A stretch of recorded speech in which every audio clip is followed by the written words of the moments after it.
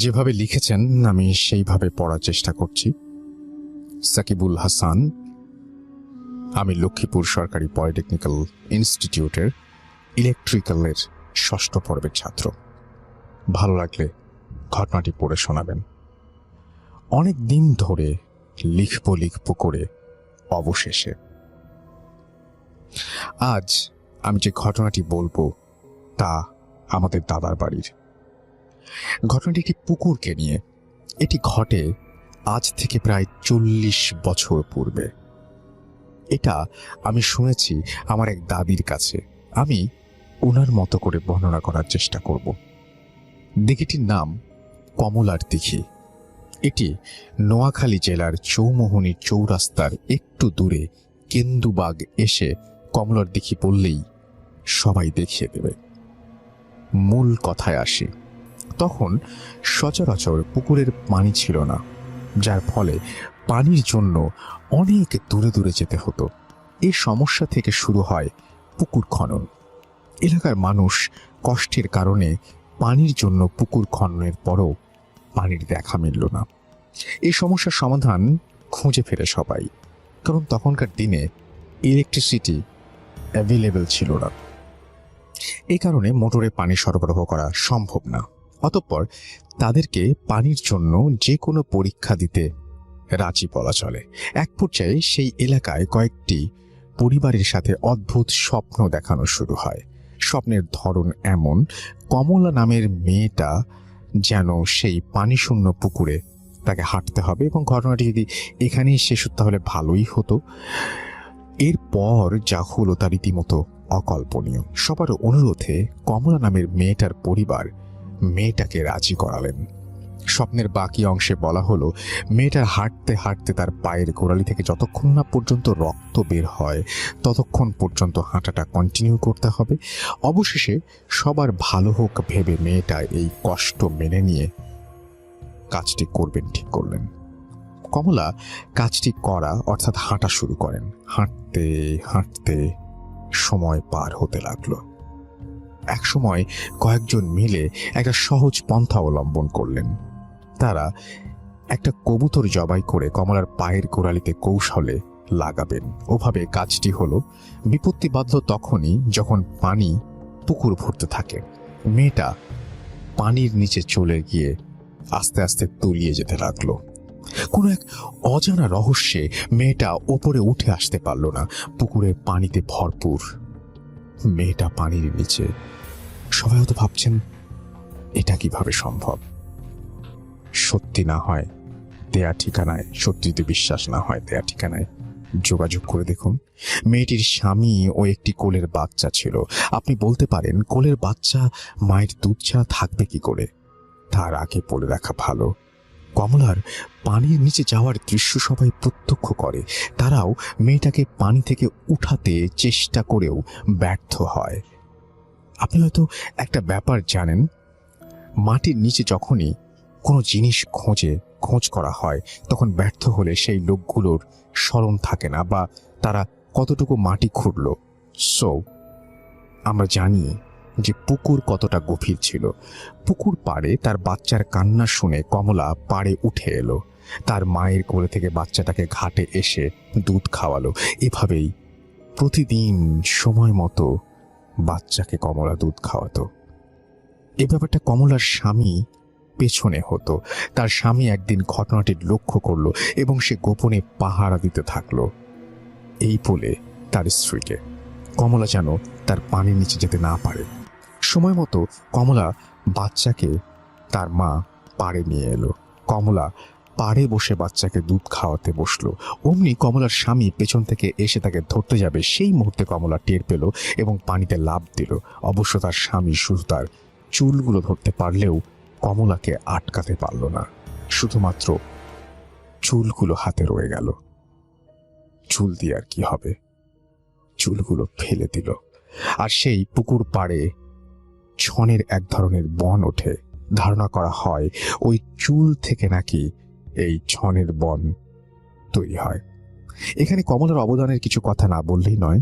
আপনারা আগের কিছু ঘটনা শুনেছেন। তখনকার দিনে গ্রামের বাড়ি ডেকোরেশনের ব্যবস্থা ছিল না বললেই চলে, যার কারণেই কোনো গরিব লোকের বিয়ের অনুষ্ঠান হলে কমলা পুকুরের পাড় থেকে প্রয়োজনীয় মালামাল সময় মতো নিয়ে আসতো এবং তা ফিরিয়ে দিত। এখানে বলে রাখা ভালো, কমলার স্বামী চুল টান দেওয়ার পর থেকে কমলা আর পানির ওপরে উঠে আসতো না। যথারীতি বিয়ের মালামালের কৃতজ্ঞতা ভুলে গিয়ে এক লোক একটা পানির গ্লাস লুকিয়ে রাখলো। অনুষ্ঠান শেষে মালামাল ফেরত দেওয়ার সময় বিপত্তি বাঁধল। তা 3 দিন ওপরে থেকে অবশেষে সেই সুবিধা আর কারো জন্য এলো না। সবশেষে ওই পুকুরে মাছ ধরার জন্য পুকুরের নিচে একজন লোক সেই কমলার অবস্থান নিশ্চিত করে। ওই লোক জানতে পারায় কমলা তাকে পেট ভরে খাওয়ার খাইয়ে 1 কেজি পান খেতে দিল। লোকটি পুকুরের নিচ থেকে উঠে এলো। আরেকটা কথা, কমলা তাকে কমলার অস্তিত্বের কথা বলতে নিষেধ করেন। এদিকে অনেক সময় লোকটার পান নিচে থাকার পর সবাই মনে করলো বা চিন্তা করলো যে পান মুখে দিয়ে উপরে আসতে দেখে সবার মনের মধ্যে প্রশ্নের বাসা বাঁধে যে অনেকক্ষণ পানি থেকে উঠছিল না এবং তারপরে কিভাবে আবারও এরকম পান খেতে খেতে একটা লোক উঠে আসলো। শেষমেশ লোকটা সত্যি বলতে বাধ্য হলো। এদিকে পুকুরের সবার অসচেতনতা ও ময়লা আবর্জনা মুক্ত করায় কমলা ওই পুকুর থেকে উত্তর দিকের কোনো একটা জায়গায় চলে যায়। যেদিকে যায় লোকটা বলে সেই পথে একটা ছোট নদীর সৃষ্টি হয়। এরপরে কমলার নামেই কিন্তু সেই দিঘির নামকরণ করা হয়।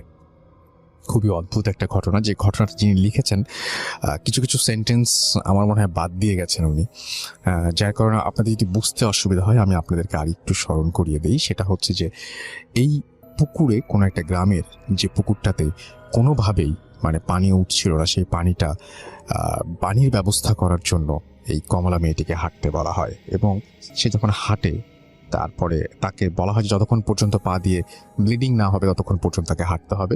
একটা পর্যায়ে সে হাঁটে ঠিকই, কিন্তু পানিটি ভরে যাবার পরে কোনো একটা পন্থায় সেই ব্লিডিংয়ের ব্যবস্থা করা হয় এবং সেই পানি থেকে উঠে আসতে পারে না এবং ধারণা করা হয় সে পানির নিচেই বসবাস করে। কিন্তু তার একটা নবজাত শিশু ছিল, যে শিশুকে সে প্রতিদিন খাওয়াতে পুকুর থেকে উঠে আসতো এবং তার স্বামী একদিন সেটা দেখতে পায় এবং তাকে আটকানোর চেষ্টা করেও ব্যর্থ হয় এবং কমলা ওই এলাকাবাসীকে নানান রকমের হেল্প করত এবং সে হেল্প কোনো একটা কারণে সেই হেল্প করাটা একদিন বন্ধও হয়ে যায় এবং সেটা আপনারা শুনেছেন যে কী কারণে।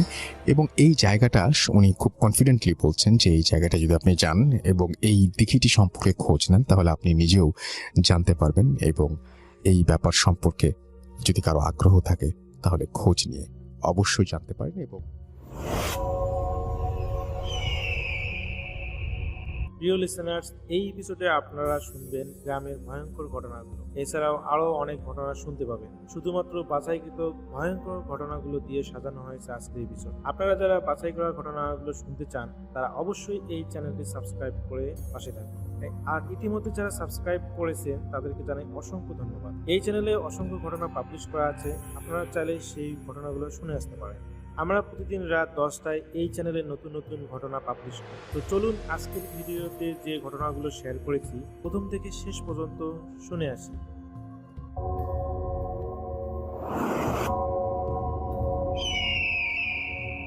Welcome back. আপনাদের সবাইকে স্বাগত জানাই আমি রাসেল। আশা করছি আপনারা সবাই ভালো আছেন, ভালোর তলে আছেন। আমিও ভালো আছি আর ভালোর তলে আছি। চলে যাব আরও একটি ঘটনায়। যদি ভালো লাগে সাথে থাকবেন।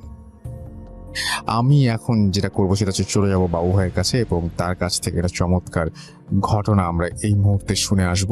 আশা করছি গতবারের ঘটনায় প্রচুর প্রশংসা করেছেন আপনারা, লিখছেন বাবু ভাইয়ের ঘটনা সম্পর্কে এবং এই ঘটনাটা আশা করছি আপনাদের ভালো লাগবে। বাবু ভাই, ওয়েলকাম ব্যাক।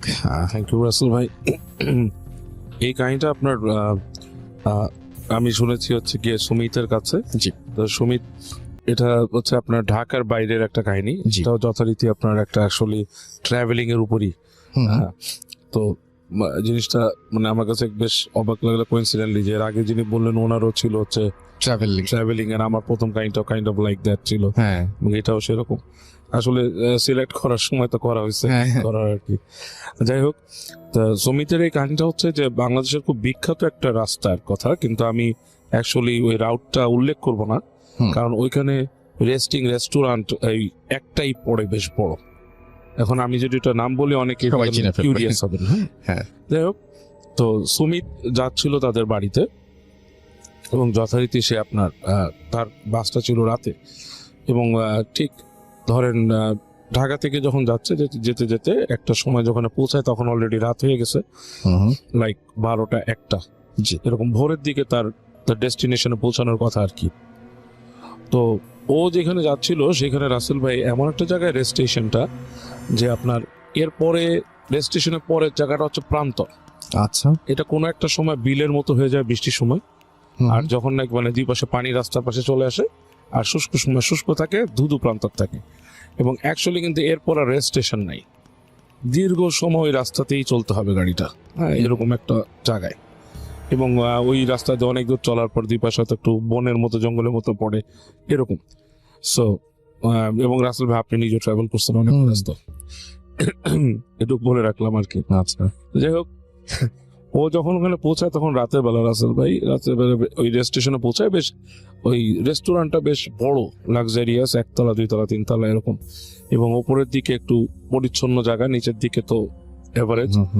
তো উঠে যায় সুমিত, ওখানে ওদের গাড়িতে করে যাচ্ছিল, ওরা গাড়ি পার্ক করে উপরে উঠে যে আপনার তো ওই যে লাউঞ্জ যেখানে ওখানে বসে দেখে লাউঞ্জ ফাঁকা। রাতের বেলা খুব একটা বাসও থামে নাই, যেহেতু তার প্রাইভেট কারে ট্রাভেল করা হচ্ছে, অন্য কোনো বাসের স্ক্যাজুয়াল নাই। আচ্ছা। শান্ত যখন অনেকগুলো বাস থামে তখন ধরেন ডিফারেন্ট মানুষজনের আনাগোনা ঘটে। তো দেখতেছে যে পুরোটাই ফাঁকা ওই জায়গাটা। তো এক জায়গায় যে বসে যে কিছুক্ষণ চিন্তা করে কি করবে, হালকা লাইট স্ন্যাক্স এর কথা চিন্তা করে। তো ওখানে বিশেষ করে বাইরের স্ন্যাক্স খুব ভালো পাওয়া যায় না, আইসক্রিম, কফি, স্যান্ডউইচ এগুলাই আর কি। তো এইগুলো অর্ডার করে ওগুলো নিয়ে এসে আস্তে করে বসে একটা টেবিলে। তো যখন বসে আছে ও হঠাৎ করে খেয়াল করে যে একটা কোণা ছিল অন্ধকার, কিন্তু লাইট লাগানো, বেশি স্পট লাইটও আছে মাঝখানে। তো গ্লাসের এক পাশে দেখে অন্ধকারে যে কিছু নড়াচড়া টাইপের আর কি। আচ্ছা। তো খেয়াল করে দেখে যে একটা মেয়ে বসে আছে। মেয়েটা বসে হালকা আলো পড়ছে, তখন সে আরো খেয়াল করতেছে একটা আলো আধারী ছায়ার মধ্যে মেয়েটা বসা, এন্ড তার শাড়ির রং হচ্ছে আপনার কাইন্ড অফ রেড, এটাও বোঝা যাচ্ছে। লালের মধ্যে হালকা আলো পড়াচ্ছে, এটা মানে ডার্ক মেরুন রাখতেছে অন্ধকারে। আচ্ছা। মেয়েটা বসে আছে, মেয়েটা তাকাচ্ছে ওদিক থেকে, ও তাকাচ্ছে, এন্ড হি ফেল লাইক তাদের ভেতরে কোন একটা মানে ভাবের আদান প্রদান হচ্ছে এরকম একটা ব্যাপার। তো দেখতে ও খুব মানে কফিতে চুমুক দিচ্ছে, খুব খোশ মেজাজে চলে যায় আর কি। তো বেশ কিছুক্ষণ ওখানে বসে থাকে, ও দেখে। তারপর ও একসময় চিন্তা করে যে ও মেয়েটার সাথে কথা বলতে চায় আর কি, মানে that's what he wills to talk. আচ্ছা। এর ইচ্ছা করে। তো ও যখন উঠে দাঁড়ায়, দেখে যে ও যাবে মেয়েটার ডেস্কের কাছে আর কি, টেবিলটার কাছে, দেখে মেয়েটা উঠে হাঁটা দেয় আর কি। তো তাকে চিন্তা করে মেয়েটা কই যাচ্ছে, ওকে ফলো করে কোথাও যাবে, মানে নিচের লবিতে বা কোথাও।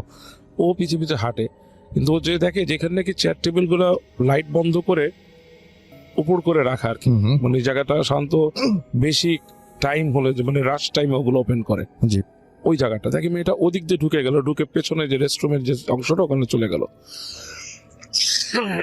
তো ও একটু কনফিউজ হয়ে যায়, ও চিন্তা করে এখানে তো আমার এখন যাওয়া যাবে না, বেসিক্যালি ওই জায়গাটা রেস্টরুম, বাট ওই জায়গায় রেস্টরুমের দুকে যে লাইট সেগুলো সবই বন্ধ, মানে এই পাশটাকে ইউজ করতেছে না অ্যাকচুয়ালি। মানে যেই যাচ্ছে হচ্ছে এই পাশে রেস্টরুম আছে, ওগুলোতে লাইট জ্বলতেছে মানে যাওয়ার জন্য, এই পাশটা পুরোটাই শাট ডাউন করে রাখছে এরা। এখানে গেল, কিছুক্ষণ চিন্তা করে দাঁড়ায় কি মানে যাওয়াটা ঠিক হবে না, ও এই পাশে এসে আবার দাঁড়ায় থাকে। অনেকক্ষণ হয়ে গেল, কোনো খবর নাই, কিছু নেই। এক সময় সে দেখে যে মেয়েটা বের হয়েছে ওখান থেকে, বের হয়ে সামনে আসছে আর একটু, এসে ওকে হাত দিয়ে সিঁড়ির দিকে দেখাচ্ছে, লাইক গো, এরকম কিছু। আচ্ছা। তো এটাতে ও একটু মানে অস্বস্তি ফিল করে যে এরকম কেন, মানে হোয়াট ইজ দিস, আমার সাথে তার কথাও হয়নি, কিছু হয়নি। দেখো ও জিনিসটাকে ইগনোর করে ও চলে আসে, ও আরো কোথাও যাওয়ার চিন্তা করে, ও আসে ওর ডেস্কের মধ্যে বসে যেখানে বসছিল আর কি, সেখানে বসে থেকে অনেকক্ষণ চিন্তা করে, দেখে না ওই টেবিলটাতে মেয়েটার ব্যাক করে নেই। তো প্রায় 10-15 মিনিট এরকম বসে থাকার পর রাসেল ভাই সুমিত নেমে যায় সিঁড়ি দিয়ে নেমে নিচে আসে। নিচে এসে ওদের যে গাড়ি রাখছে, ওদের ড্রাইভার ছিল আর ও ছিল, তো যে ড্রাইভারের সাথে কথা বলে একটা সিগারেট কিনে ওখান থেকে। সিগারেটটা দেখে যে পাশে একটা ট্রাক, ছোট্ট একটা মানে যে 1.5 টনি ট্রাক, যেগুলো ছোট pickup open pickup truck, সেখানে মানুষজন একটু জটলা করতেছে। জি। কয়েকজন মানুষ আছে, উপরে 2জন মানুষ, একটা হুজুর টাইপের লোক। হ্যাঁ, তো ও দেখে মানে খুব একটা কি ব্যাপার এসে, তারপর দেখে যে মানুষ ওদের মধ্যে আবার কথাবার্তা খুব ব্যস্ততার মধ্যে একটা কথাবার্তা, লাইক হুড়মুড়ে অবস্থা এরকম এসে। তো এরকম অবস্থায় হুজুরের সাথে কি কি জিজ্ঞেস করতেছে কারা, ও জাস্ট আগ্রহ ভরে সিগারেট খেতে খেতে যায়, যে বলে কি হয়েছে, না কি কাহিনী কি এখানে, বলছে যে রাস্তায় অ্যাক্সিডেন্ট করে মারা গেছে মানুষ। হ্যাঁ, তো লাশ সরা নিতেছে, এখান থেকে সরা নিতেছে এবং এটা এসে নিতে হবে। তো ও জাস্ট মানে শুনে একটু অস্বস্তি ফিল করে। সেদিক থেকে ও হঠাৎ করে তাকায় রাসেল ভাই যেটা দেখে, ট্রাকের পিছন দিকটা তো খোলা, ওরা ওই দিয়ে এরকম চটের মতো দিয়ে সহায় রাখছে, রাইট, চাটাই দিয়ে। সেখান থেকে সে দেখে যে মানে এটা একটু কেমন যদি গুজবাম্প আমার নিজেই লাগতেছে, যে ওই চাটার ভিতর থেকে লাল রঙের রক্ত শাড়ি, শাড়ি, আচ্ছা, শাড়িরই দেখা যাচ্ছে, এবং একটা মেয়ে মানুষের মুখের এতখানি দেখা যাচ্ছে। সো ও এটা দেখে না রাসেল ভাই একটুই হয়ে যায়, মানে পায়ের ওখানে, হ্যাঁ মানে মাথার কাছ থেকে মাথার একটু দেখা যাচ্ছে, আচ্ছা আচ্ছা আচ্ছা, আর এখান থেকে শাড়ির পাড় দেখা যাচ্ছে। আচ্ছা, মানে ট্রাকটা এইভাবে পিছন দিক থেকে খোলা, তো ট্রাকের মধ্যে রাখছে বডিটা। তো ও দেখে একটু মানে শকড হয়, মানে খুব শকড হয়ে চিন্তা করে কি যে মানে লাল শাড়ি এবং ওই মাথাটা দেখে শকড হয়। ও জিজ্ঞেস করে কি আমি কি লাশ দেখতে পারি একটু? তো হুজুর বলে কেন? বলে না চেনা পরিচিত হইতে পারে, আই ডোন্ট নো, আপনারা তো পরিচয় জানেন না। তখন ওই হুজুর সামনে নিয়ে যায় ওকে যে ওই লাশটার মাথাটা দেখায়, এর সাথে আরেকটা ছেলেও নাকি মারা গেছে ওই একই সাথে। মাথাটা যে দেখায়, তাকায়, ও দেখে যে ওর কাছে মনে হয়েছে as far age he can, যে মেয়েটাকে সে ভিতরে দেখছে রেস্টুরেন্টের, এটা সেই মেয়েটাই ওখানে। আচ্ছা, মানে ইটস লাইক ওই মেয়েটাই অ্যাক্সিডেন্ট করা মেয়েটা, যাকে একটু আগে দেখছে, এবং সে প্রচন্ড একটা ধাক্কা খায়। খুবই খুবই ধাক্কা খাওয়ার মতো একটা প্রচন্ড ব্যাপার। একটা ধাক্কা খায়। ধাক্কা খাওয়ার পর ওকে জিজ্ঞেস করে চিনেন? বলে না আমি চিনি না। ও আর কিছু বলে না, ও সরে আসে এবং ও এই ঘটনাটা বলে ওদের ড্রাইভারকে, এবং ড্রাইভার বলে যে জানেন না আপনি কি দেখছেন। অনেকেরই বিশ্বাস আছে ড্রাইভারদের, ওদের অনেক মানুষের বিশ্বাস আছে, অনেকে ওকে বলছে যে হয়তো মেয়েটার আত্মাকে দেখছে, এই দেখছে এরকম কিছু। বাট হোয়াট আই থিঙ্ক, আমি যেটা বিশ্বাস করি যে কারিন নামে একটা জিন আমাদের সাথে থাকে অ্যান্ড ইট মুভস অ্যারাউন্ড, মানুষকে দেখা দেয়। মোস্ট প্রবাবলি ও এটার কারিনকে দেখছে, হতে পারে। হ্যাঁ, এটাই দদ্দ সম্ভাবনা রাসেল ভাই। এবং সেই কারিন সবসময়, আচ্ছা কোনো সময় তো মানে এরকমও বোধহয় হয় যে কারিন মানে ভালো হয়, তাই না? কারিন তো আসলে ভালো হওয়ার কথা না রাসেল ভাই, কারিন হচ্ছে সবসময় মানুষকে কুপ্রবৃত্তি দেওয়ার জন্যই তাকে পাঠানো হয়। আচ্ছা, যে একটা মানুষকে তার যত, এই যে আমরা যেটাকে বলি আমাদের রিপুগুলা, জি জি, এটা কিন্তু কারিন আমাদেরকে উদ্বুদ্ধ করে। হ্যাঁ, মানে যেটা আমি শুনেছি, এবং আমি যদি শুধু আমাদের নবীজি সাল্লাল্লাহু আলাইহি ওয়াসাল্লাম বলেছে যে আমার সাথে কারিন দেওয়া হয়েছিল, বাট আমার কারিন ভালো হয়ে গেছে আমার সাথে থেকে। আচ্ছা, হ্যাঁ, দ্যাটস বাই আমাদের রাসূল সাল্লাল্লাহু আলাইহি ওয়াসাল্লামের কথা। আর বাকি যারা বুজুর্গ আছে বা উলিয়ারা আছে, ওনারা হয়তো এটাকে কিছুটা করতে পারে, বাট একটা ভালো মানুষ কতটুকু মানে করতে পারে এটা তার উপর ডিপেন্ড করে আই থিঙ্ক। আচ্ছা, মানুষ যদি সঠিক পথে থাকে হয়তো কারিনকে করতে পারে। এটা অনেক রিলিজিয়নে আমি শুনছি যে এরকম বলা আছে। ইজিপ্টেও কিন্তু বলা হয়তো, প্রাচীন ইজিপ্টে, যে একটা মানুষের একটা কা থাকে, মানে তারই একটা প্রতিচ্ছবি তার সাথেই থাকে কা, ইজিপ্টেও বলা হয়তো। সো এই জিনিসটা কিন্তু এক্সিস্ট করে, এবং এটাই কিন্তু দেখা দেয়। মানে খুবই জিনিসগুলো খুব পেঁচানো না, মানে ব্যাপারটা হচ্ছে যে হ্যাঁ হ্যাঁ সেটাই মানে খুবই পেছানো। আমি এরকম মানুষের কাছে শুনছি অনেকে যে সে একটা মানুষকে দেখছে, হ্যাঁ একটা মানুষকে দেখছে, অত সে কিন্তু জানতো না ওই মানুষটা তার ধরেন 1 সপ্তাহ আগে মারা গেছে, ও সে কিন্তু ওই মানুষটাকে অন্য জায়গায় দেখছে। কারিন রিলেটেড ছোট কোনো ঘটনা কি আপনার মনে পড়ছে একদমই? কারিন নিয়ে এরকম মানে ওই যে আমি তো যতজনের মানুষের কাছে শুনি যে ওই আত্মহত্যার ব্যাপারগুলো যারা দেখে, এই জিনিসগুলোতে এরকমই আমি শুনছি যে জিনিসটা যেরকম এক গ্রামে এরকম একজন স্কুল মাস্টারের মেয়ে, সে এরকম ফাঁসি নিয়ে মারা যায়। আচ্ছা, হ্যাঁ, এবং অনেকেই ওখানে গেলে মানে ওই দেখতো যে ওই মেয়েটা ওখানে বসে আছে, কি করতো মানে আপনার বসে আছে, অনেকে দেখে যে অনেকে দেখলে ভেঙচি কাটতো, অনেকে কথা বলতো, এবং একাধিক মানুষের মধ্যে, এবং সেটা দিনে রাতে কোনো ব্যাপার না। না দিনের তো কোনো ব্যাপার না, কিন্তু নির্জনে, মানে জিনিসটা যার সাথেই করছে সে কিন্তু একাধিক মানুষ মিলে দেখেন। এবং অনেক ক্ষেত্রে তো এরকম হয়, যেমন এই যে আপনি একটু আগে যে ঘটনাটা বললেন, এই ঘটনাতে তো এরকম না যে সেই মেয়েটাকে দেখার কোনো অবকাশ আছে, সে এটার সাথে পূর্ব পুরো পরিচিত আছে, একেবারেই পূর্ব পরিচিত না। একেবারেই না, সেটাই, একেবারেই না। এমন হতে পারে যে সে মারা গেছে, তার কারেন্ট ওই পাশে ঘোরাঘুরি করতেছে, মানে হতে পারে না যে আমি হয়তো হ্যালুসিনেট করলাম, আমার হয়তো পরিচিত কেউ মারা গেছেন, খুব কাছের মানুষ, তিনি মারা গেছেন, তাকে আমরা হয়তো ভুলভাবে দেখতেও পারি, কিন্তু একদম অপরিচিত মানুষকে যখন দেখি, এবং এই ঘটনা বাবু ভাই আমরা অসংখ্যবার এরকম পেয়েছি যে মানে মানে এই যেই মানুষটিকে জীবিত দেখলো সেই মানুষটির লাশ একটু পরে যে আবিষ্কার করলো। আরো অদ্ভুত ঘটনা এরকম ঘটেছে যে কিছুক্ষণ আগে এরকম একটা লাশ দেখতে গেছে, লাশ দেখতে গিয়ে লাশের সামনে যখন লাশের এখন কাপড় খোলা হয় তখন দেখে যে সেইখানে সেই শুয়ে আছে। এরকম ধরনের অদ্ভুত ঘটনা ঘটেছে। কিছু জিনিস আবার একটু ডিফারেন্ট আসল ভাই, যেমন এটা আমার লাইফে আমার অনেক জায়গায় শোনা, যে অনেক পুণ্যবান ব্যক্তি যারা নাকি ধরেন খুব মানে পায়াস আল্লাহর ওলি টাইপের, আল্লাহর ওলি যারা ছিলেন, এদের মধ্যে অনেকেরই আমি শুনছি যে ওনাদের কিন্তু অনেকেই মৃত্যুর আগে ইনস্ট্রাকশন দিয়ে গেছে যে আমি মারা যাব, আমার লাশ এসে নিয়ে যাবে, এবং যখন লাশ নিয়ে যেতে দেখে তাদের মধ্যে একজনকে দেখে ওই ব্যক্তি নিজেই। তো অনেকেরটাই শুনছি আমি এরকমও শুনছি যে একজন এরকম পুণ্যবান ব্যক্তি মারা গিয়েছেন, ওনাদের পরিচিত একজন হজে যে তাকে দেখছেন। আচ্ছা, এই কেসটা কিন্তু আবার একটু ডিফারেন্ট রাসেল ভাই, এটা আসলে ধর্মীয় ব্যক্তিরা বেশি ভালো বলতে পারবেন, যারা জানেন। আমি জানি কিছুটা, বাট আমি যেহেতু এটার মানে I am not very expert on this thing, I don't want to make any comment. হ্যাঁ সেটাই না, বাট ফেয়ার এনাফ। হ্যাঁ সেটাই। থ্যাংক ইউ সো মাচ বাবু ভাই, থ্যাঙ্কস ফর কামিং। আপনি অসুস্থ থাকার পরে আজকে কষ্ট করে এসেছেন, এবং আপনাকে অনেক অনেক ধন্যবাদ এর জন্য। Thank you. তো আমরা বাবু ভাইয়ের ঘটনা শুনলাম এবং কিছু এক্সপ্লেনেশনও শুনলাম, আপনারা যেটা এক্সপেক্ট করেন আমাদের কাছ থেকে মাঝে মাঝেই বলেন, তো আমরা সেরকম কিছু আলাপ আলোচনাও করলাম এবং আশা করছি আপনাদের ভালো লেগেছে। এখন পর্যন্ত যতটুকু আমরা শুনেছি আপনাদেরকে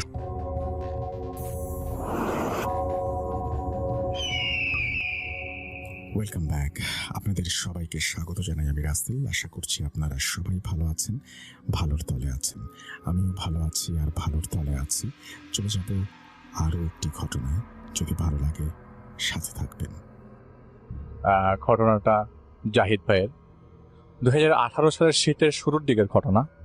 একজনের রেফারেন্সে জাহিদ ভাইয়ের কাছে একজন ভদ্রলোক আসেন, যার নাম আসলাম উদ্দিন। সাভারে থাকতেন তারা। তার এক ছেলে আছে, তার নাম হচ্ছে রিমন, আর এক মেয়ে রুমি, এবং তার এক ভাগ্নি আছে যার নাম মনিরা। তার ভাষ্যমতে মেয়েটা ক্যাটারনিক সিজোফ্রেনিয়াতে আক্রান্ত গত 11 থেকে 12 বছর।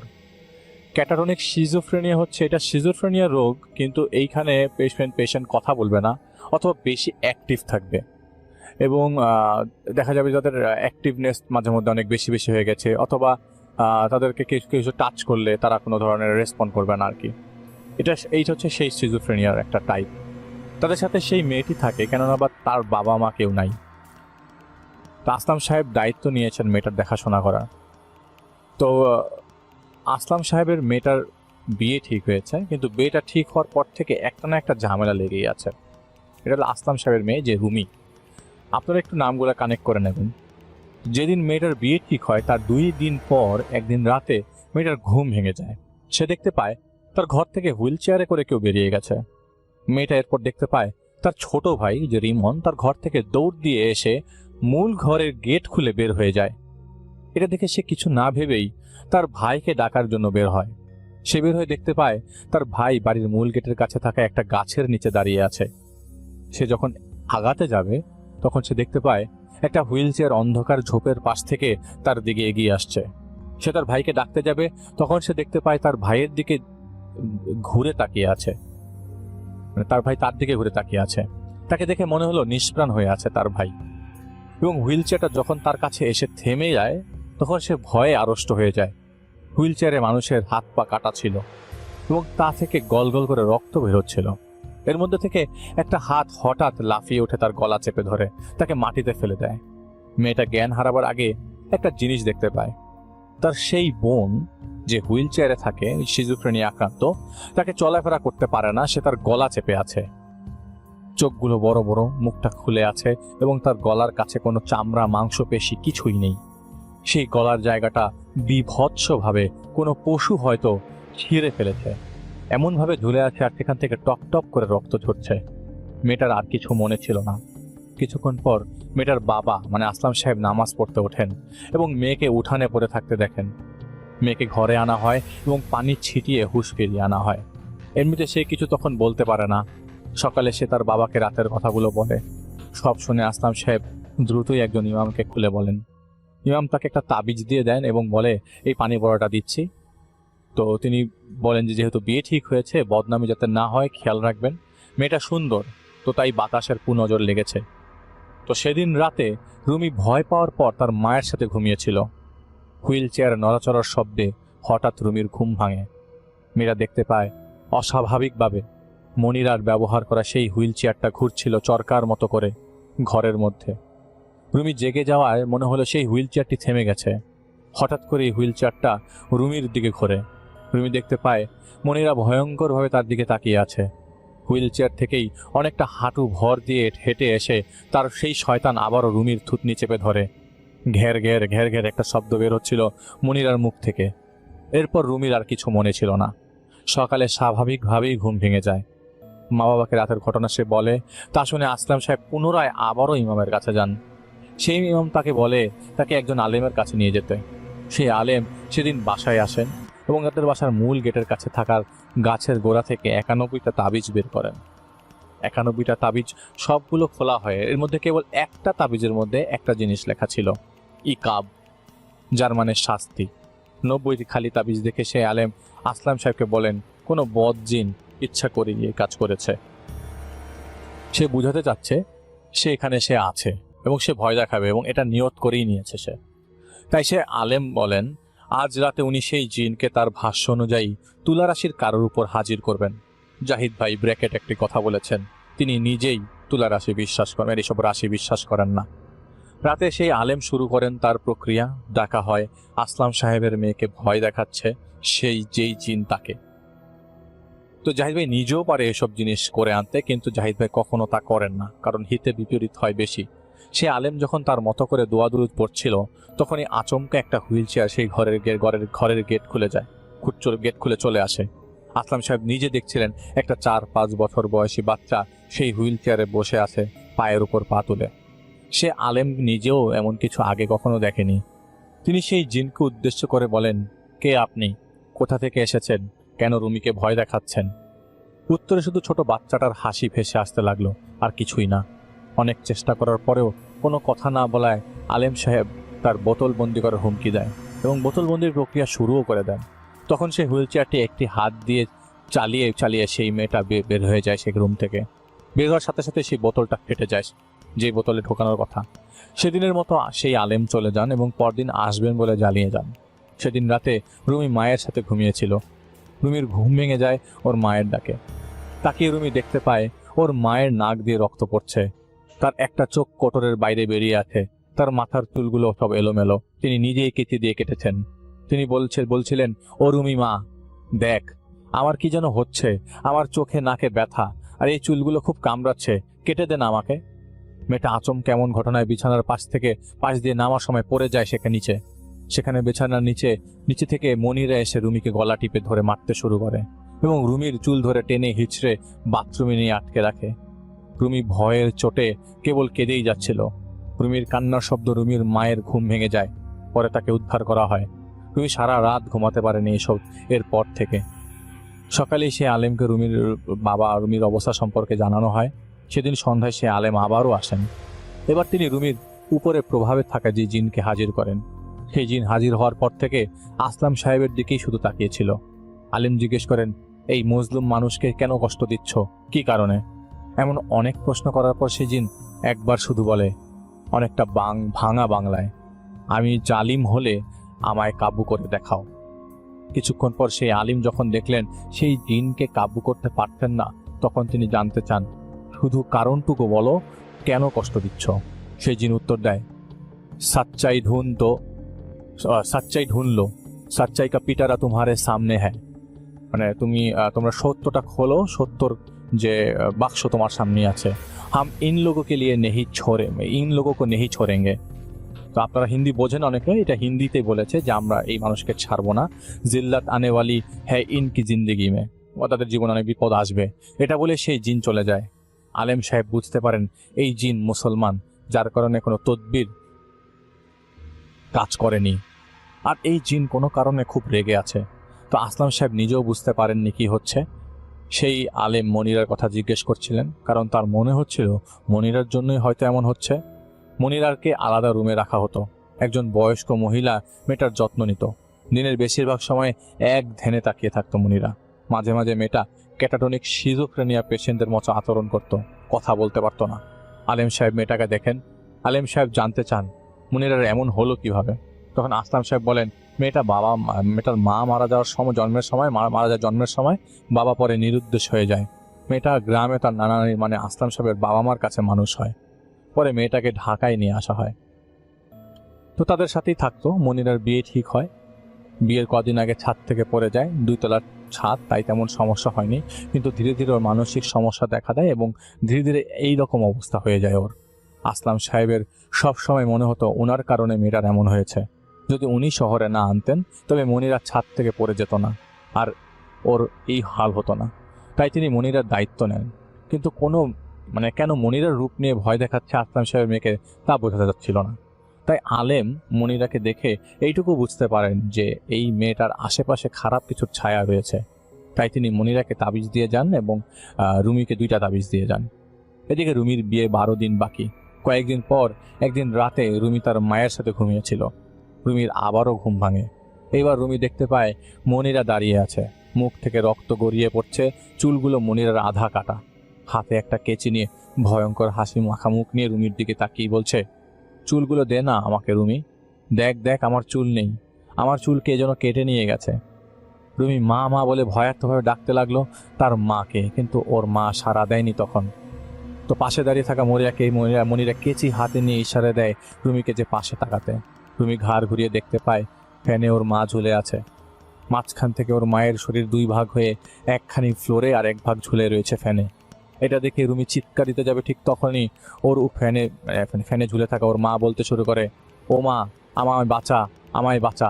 এটা বলার পর ধূপ করে সেই অর্ধেক কাটা ঝুলে থাকা শরীরটা ফ্লোরে পড়ে যায় এবং ভেতরে থাকা অর্গ্যানগুলো ছিটকে বেরিয়ে আসে। তা দেখে অর্গ্যান মানে সব ভিতরের সব আমাদের লিভার টিভার সব আছে, সব চুপ করে বেরিয়ে আসে আর কি।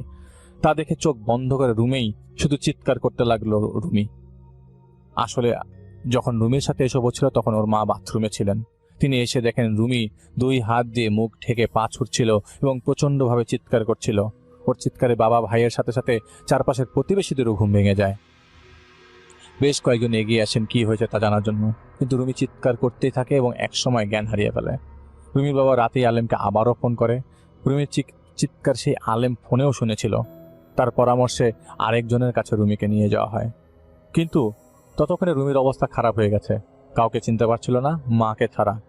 যেই হুজুরের কাছে নেওয়া হয় তিনিই ঝাড়ফুঁক করে দেন এবং যেই জিন রুমিকে কষ্ট দিচ্ছে সেই জিনকে তিনি বোতলবন্দি করেন। তাও রুমি সেই যেই মেন্টাল ট্রমার মধ্যে দিয়ে গিয়েছিল তা থেকে বের হতে পারেনি। এদিকে বিয়ের 7 দিন বাকি। সেদিন রাতে রুমির বাবার ঘুম ভাঙে গুনগুনিয়ে গান গাওয়ার শব্দে। তিনি উঠে দেখেন মনিরা হুইল চেয়ারে বসে গুনগুনিয়ে গান গাইছে। তাকে দেখে মনিরা বলে উঠে, এই এদিকে আয়, তোর জন্য একটা খুশির সংবাদ আছে। এই কথাটা শেষ হওয়ার পর ধূপ করে একটা বাইরের শব্দ হয়। রুমির বাবা মনে করেন সেই জিন হয়তো আবার মুক্ত হয়ে গেছে। তখন তিনি সাহস করে মনিরার কাছে যান। অনেকটা ইমোশনাল হয়ে তিনি জিজ্ঞেস করেন, কি করেছি যে আমার মেয়েটাকে আপনি কষ্ট দিচ্ছেন? একবার বলুন, কারণটা তো বলুন, কিসের জন্য এমন করছেন? আমাদের উপর জুলুম করবেন না, বলুন কি হয়েছে? মনিরা তার দিকে তাকায়, চোখগুলো লাল লাল লাল লাল চোখ। তো আমরা বাস্তবও দেখিনি। সেই চোখ দেখলে কেমন লাগে তা কেবল যে দেখেছে সেই বোঝে। তাকে সে হিন্দিতে বলে জুলুম, আগের কথায় যে जुलुम की बात तुम कह रहे हो, दो आंखें रेते हुए भी तुम अंधे हो, सच्चाई दिखाई नहीं देता क्या? तो आप जब तकलीफ में हो तो खुद को मजलूम समझते हो, जब खुद जुलुम किए थे तब नहीं समझ आए थे। বলেছিল আপনি যখন কষ্ট পাচ্ছেন তখনই আপনার মজলুম মনে হয়, তো যখন আপনি জুলুম করেছেন তখন কি আপনার মনে ছিল না? বলেই ওনাকে গলা টিপতে ধরে মনিরের রূপী সেই জিন। এবং দেয়ালে ঠেসে ধরে এবং আরও কিছু বলতে থাকে, কিন্তু দম আটকানো অবস্থায় থাকার কারণে কিছুই তার কানে নেই, কানে যায়নি সে কি বলছিল। সেই জিন তাকে নিচে ফেলে দেয় এবং চলে যায়। কিছুক্ষণ পর তিনি একটা ছেলের কান্নার শব্দ শুনতে পান। তার ঘরের জানালার পাশে ঠিক কোনোভাবে যে দেখতে পান তার ছেলে পড়ে আছে উঠোনে।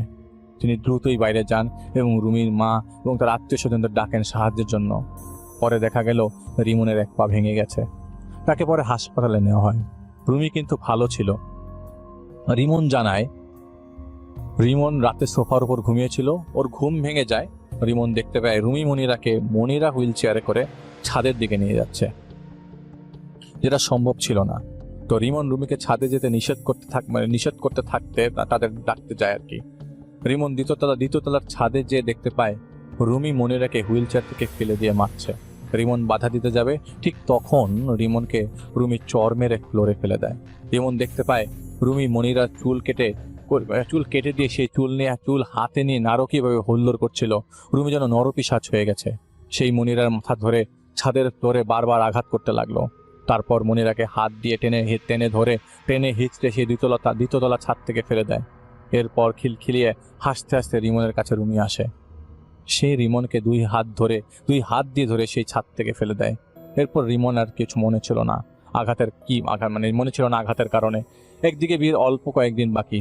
রুমির সমস্যা আর এখন ছেলের আহত অবস্থার কারণে আসলাম সে প্রচণ্ডভাবে বিচলিত হয়ে গিয়েছিলেন।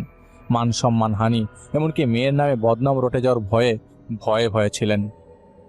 এবং তার এক প্রতিবেশী আত্মীয়র মাধ্যমে তিনি জাহিদ ভাইয়ের কাছে এসেছেন। বিয়ের তখনও 5 দিন বাকি। তো জাহিদ ভাই কথাগুলো শুনে কিছুই ধরতে পারছিল না। আর এখন অনেক নিয়মকানুন মেনে যাদের সমস্যা তাদের কাছে জাহিদ ভাই যান, আগের মতো মন চাইলে তিনি চলে যান না। রুমির নাম ঠিকানা জাহিদ ভাই আমির সাহেবের কাছে দেয়। তিনি অপেক্ষা করতে বলেন জাহিদ ভাইকে। আমির সাহেব ফিরে আসেন, তার কাছে থাকা রুমির ঠিকানা লেখা কাগজটি জ্বালিয়ে দেন। জাহিদ ভাইকে স্পষ্ট করে বলে দিলেন, তাদের বলে দাও তাদের জন্য বিন্দু পরিমাণ সময় আমরা নষ্ট করতে পারবো না, আমরা তাদের সাহায্য করব না। কি কারণ তা বলার ইচ্ছেও নেই। আস্থা করে যাক তারা।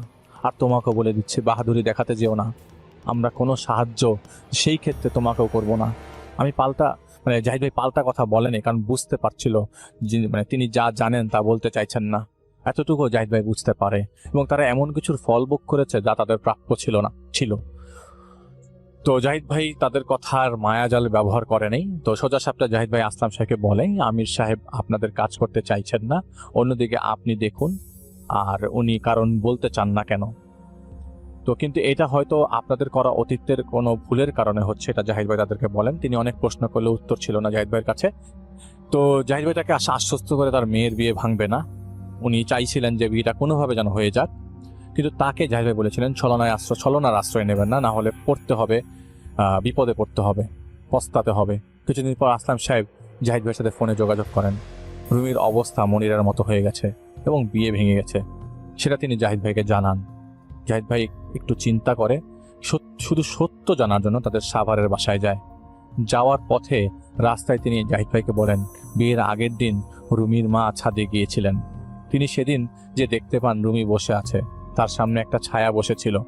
সেটা তিনি নিচে নেমে সবাইকে ডাকতে লাগলেন, কিন্তু আসলে রুমি নিচেই ছিল আত্মীয় স্বজনদের সাথে।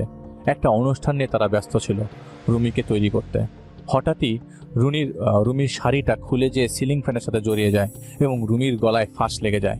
ঘরে তখন অনেক লোকজন ছিল, তাই সাথে সাথে রুমির শাড়িটা কেটে দেয় ওর গলার ফাঁস থেকে ছুটে যাওয়ার জন্য।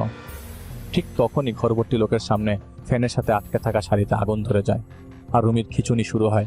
সেই সময় রুমির মায়ের চুল ধরে কেউ টান দিয়ে সবার সামনে থেকে টেনে হিঁচড়ে নিয়ে যেতে থাকে। বেশ কয়েকজন দোয়া দুরুদ জোরে জোরে পড়তে থাকে এবং রুমির মাকে ধরে ফেলে। ঘর ভর্তি লোকের সামনে এমন হওয়ায় বেশ কয়েকজন আত্মীয় চলে যান বিয়ে বাড়ি থেকে। বাকি সবাইকে পুরো ব্যাপারটা বোঝানো হয়। সকালে বরযাত্রী আসে বিয়ের জন্য, যাতে কোনো সমস্যা না হয়, তাই এক হুজুরের পরামর্শে ছোট আকারের কোনো কোরআন শরীফ রুমির হাতে দিয়ে দেওয়া হয়। ঠিক যখন বিয়ের আনুষ্ঠানিকতা শুরু হবে তখনই মা বলে রুমি একটা চিৎকার দিয়ে আঁকাবাঁকা হয়ে যায়, ভয়ানক ভঙ্গিতে বসে পড়ে এবং বিয়ে বাড়িতে সবাই যেন জেনে যায় রুমির কোনো না কোনো সমস্যা আছে। তারপর বিয়ে ভেঙে যায় এবং সেই আঁকাবাঁকা অবস্থাতেই রুমি বসে থাকে এবং আবোল তাবোল বকতে থাকে। বাসায় ঢোকার পর জাহিদ ভাই 2 রকমের অনুভূতি পাচ্ছিল। মনে হচ্ছিল ভালো খারাপ 2টা শক্তি আছে একসাথে। ছাদ থেকে কেউ তাকিয়েছিল জাহিদ ভাইয়ের দিকে, এবং প্রচণ্ড রাগ নিয়ে। আর নিচতলায় একজন দাঁড়িয়ে জাহিদ ভাইকে দেখছিল, যার জন্য জাহিদ ভাই একটু থেমে যায়। নিচে যে দাঁড়িয়েছিল সে হাতে ইশারা করে বলছিল, আসো, কোনো সমস্যা নাই, মানে ভেতরে আসো। তো ঘরে প্রবেশ করে জাহিদ ভাই, আর তার তখন মনে হচ্ছিল সিঁড়িঘর থেকে কেউ তাকিয়ে আছে জাহিদ ভাইয়ের দিকে। সরাসরি রুমিকে দেখতে চায়, জাহিদ ভাই দেখতে চায়, এবং রুমির ঘরে এগুচ্ছিল জাহিদ ভাই। তখন জাহিদ ভাইয়ের জামা ধরে কে যেন টান দেয়, সেই জিন যে নিচে দাঁড়িয়েছিল। তো জাহিদ ভাই ঘুরে তাকানোর পর সে জাহিদ ভাইকে ইশারা দিয়ে একটা ঘর দেখায়। জাহিদ ভাই জাহিদের কানে শুনতে পাচ্ছে, সাচ্চাই ঢুন রে হো, সাচ্চাই ধার হ্যাঁ, সত্য খুঁজতেছ, সত্য এখানে। তো জাহিদ ভাই আসলাম সাহেব ডাকে, মানে জাহিদ ভাইকে আসলাম সাহেব ডাকেন রুমির ঘরে যেতে। জাহিদ ভাই যায় এবং তখন যেই ঘরের দিকে ইশারা করে জাহিদ ভাইকে বলছিল সত্য ওই ঘরে, যে ঘর থেকে ক্রমাগত ইশারা পেয়ে যাচ্ছিল, তো ওই ঘরে যাতে রুমির বেঁকে থাকা অবস্থায় জাহিদ ভাই দেখতে পায় এবং কালো একটা বাচ্চা রুমির ঘরের পেছনে ঝুলে আছে। অন্য কিছু না ভেবে জাহিদ ভাই রিংটা হাতে পরে রুমির কপালে লাগিয়ে ধরে এবং জাহিদ ভাই একটা সূরা পড়তে থাকে। রুমিকে 5 মিনিটের মধ্যেই সেই খারাপ জিন ছেড়ে দেয় এবং রুমি ঠিক হয়ে যায় এবং কান্নাকাটি শুরু করে। জাহিদ ভাই সেই ঘর থেকে বের হয়ে ওই ঘরের দিকে, মানে ওই ঘর থেকে বের হয়ে সেই ঘরের দিকে যায়, সেই ঘরে যে ঘর থেকে ইশারা আসছিল। ঠিক তখনই জাহিদ ভাই রুমির মাকে দেখতে পায়। তো জাহিদ ভাইয়ের আয়াস দিয়ে তিনি যাচ্ছিলেন রুমির শুশ্রূষা করতে। আর জাহিদ ভাই ওনাকে দেখার সাথে সাথেই অর্ধেক পরিষ্কার হয়ে যায় সমস্যার সৃষ্টিকারী আর কেউ না, রুমির মা। জাহিদ ভাই অনেক কিছু টের পায় এবং বুঝে, কিন্তু তা প্রকাশ করে না। সব সময় প্রকাশ করেন না। চালাকি করতে হয়, বুদ্ধির প্রয়োগ করতে হয়। জাহিদ ভাই আসলাম সাহেবকে সেই ঘরের সামনে ডেকে আনে এবং বলে, কে থাকে এখানে? তো তিনি জাহিদ ভাইকে বলেন তার সেই অসুস্থ ভাগ্নি মনিরা। জাহিদ ভাই তখন প্রচুর ইনফরমেশন পাচ্ছিল, অনেক কথা, অনেক কল্পনা, এবং এক সময় শুনছিল এবং দেখছিল। জাহিদ ভাই মাঝে মাঝে এমন একটা পর্যায়ে প্রবেশ করে যখন জাহিদ ভাইয়ের অনিচ্ছা সত্ত্বেও অনেক কিছু দেখে। কিভাবে দেখে, কে দেখায়, জাহিদ ভাই তা জানে না। জীবনে জাহিদ ভাই অনেক কিছু হারিয়েছে, কিন্তু বিনিময়ে এগুলিই পেয়েছে। হয়তো বোঝাতে পারবে না জাহিদ ভাই, এক কথায় সিক্স সেন্স। তো জাহিদ ভাই বুঝতে পারছিল মনিরা ওনার আপন মেয়ে, কিন্তু তা বুঝতে না দিয়ে সেই ঘরে ঢোকে এবং জাহিদ ভাই সেই কালো বাচ্চাটাকে দেখতে পায়, যেই বাচ্চাটা রুমির ঘরের পেছনে দেখতে পাচ্ছিল। ভাই রিংটা বের করে আবার হাতে পরে এবং রুমির ডান হাতটা ধরে এবং কোরআন শরীফ খুলে একটি সূরা পরে ধীরে ধীরে ভক্তির সাথে বকতে শুরু করে। জাহিদ ভাই জানতো জাহিদ ভাইকে আল্লাহ সাহায্য করবেন, আর তাই হয়েছে। জাহিদ ভাই শুনতে পেল মনিরা নড়াচড়া করছে। আব্বু আব্বু বলতে সে বিছানায় যেভাবে বসা ছিল, হাত বাঁকা আর পা উল্টো ভাঁজ করা অবস্থায় সে বিছানায় পড়ে যায়। জাহিদ ভাই চোখ খুলে এবং দেখে আসলাম সাহেব অবাক হয়ে তাকিয়ে আছেন তা জাহিদ ভাইয়ের দিকে। তাকে মনিরাকে ধরে ঠিক করতে বলে সেই ঘর থেকে বের হয়। তো জাহিদ ভাই শুনছিল কেউ জাহিদ ভাইকে ডাকছে, ইধার আও বেটা, ইধার আও, এখানে আসো। সেই শব্দের উৎস খুঁজতে শুরু করে জাহিদ ভাই এবং বাইরে বেরিয়ে দেখতে পায় সেই ভালো জিন তাদের বাড়ির মূল দরজার পাশে থাকা গাছের থেকে জাহিদ ভাইকে ডাকছে। জাহিদ ভাই সেই গাছের নিচে যায়, আর ঠিক তখনই সেই ভালো জিন জাহিদ ভাইয়ের চোখে হাত দেয়। জাহিদ ভাই দেখতে পায় একটা মেয়েকে একজন মহিলা মারধর করছে। পাশে দাঁড়িয়ে আরেকটা মেয়ে সেটা দেখছে। কেচি দিয়ে কেউ তার চুল কেটে ফেলেছে। ছেঁড়া কাপড় পরে একটা ঘরে সেই মেয়েটা অন্ধকার বসে আছে। গেট খুলে সেই মহিলা মেয়ে তাকে মারতে মারতে কোথায় যেন নিয়ে গেল এবং ধপ করে একটা শব্দ হলো। এরপর সেই জিন তার হাত সরিয়ে নেয়। সে বলে, ক্যা দেখা তুমনে বেটা? তো জাহিদ ভাই বলেন, তুমি কি দেখেছো বাবা? তো জাহিদ ভাই বলে, সব কিছু। তিনি বলেন, অনেকটা এমনভাবে মনিরা আসলাম সাহেবের প্রথম সন্তান। জন্মের সময় বেচারির মা মারা যায়। এরপর তিনি দ্বিতীয় বিয়ে করেন। মনিরাকে রুমির মা হিংসা করত, কিন্তু মনিরা সবার আদরের ছিল, তাই সে তার হিংসাটা বোঝাতে দিত না। মনিরার বাবা যখন বিদেশে ছিলেন, মনিরার বয়স 16-17, রুমির বয়স 15-16 হবে। মনিরার নামে অনেক কিছু জমি লিখে দিয়েছিলেন। সেই জমি নিজের মেয়ের নামে নেওয়ার জন্য একদিন তিনি কবিরাজের মাধ্যমে জিন চালান দিতে চান। কবিরাজ মনিরার মাথার চুল চান। তখন রুমির মা অনেক মারধর করে মনিরার মাথার চুল কেটে নিয়ে মনিরাকে বেঁধে রাখেন। সেই চুল কবিরাজকে দেওয়ার 1 ঘন্টা পর থেকে মনিরা আবোল তাবোল বলতে শুরু করে এবং খুব চিৎকারে চেঁচামেচি করতে থাকে এবং দৌড়ে ছাদে চলে যায় এবং সেখান থেকে লাফ দিয়ে মনিরা পা ভেঙে যায়। এটা সেই খারাপ জিন করায়, যাতে করে কেউ কিছু বুঝতে না পারে। তো যখন কবিরাজ রুমির মাকে যা করতে বলতো তাই করায় রুমি সেখানে থাকতো আর কি। সে তো বুঝতো তার মা মনিরার ক্ষতি করছে, সে বাধা না দিয়ে তার মায়ের সাথে থাকতো কেন। এজন্য এই শাস্তি তাকে দেওয়া হচ্ছে। এক ভাগ কষ্ট রুমি দেয়নি, এবং যেই পরিমাণ কষ্ট মনিরার পেয়েছে এতদিন, তো প্রতি রাতে মনিরারকে ভয় দেখিয়ে দেখিয়ে সেই জিন নিজের কবজায় নিয়ে যায়, এবং এই দীর্ঘ এতগুলো বছর মেয়েটার জীবন থেকে কেড়ে নেওয়া হয়। এই ভালো জিন মেয়েটাকে একদিন বাড়ির ছাদে দেখেছিলেন, সেই থেকে তিনি চেষ্টা করে যাচ্ছিলেন মেয়েটাকে বাঁচাতে, তাই তিনি নিজেই এসব করছিলেন যা রুমির সাথে হয়েছিল, যিনি উর্দু কথা বলে। কিন্তু বিয়ের দিন তিনি কিছুই করেননি। বিয়ের দিন সেই খারাপ জিনটাই রুমিকে ভর করেছিল, ইচ্ছা করেই সে এই কাজটি করেছে। এগুলো শোনার পর ঘৃণা জন্মে গিয়েছিল এই বাড়ির প্রত্যেকটা মানুষের জন্য পর।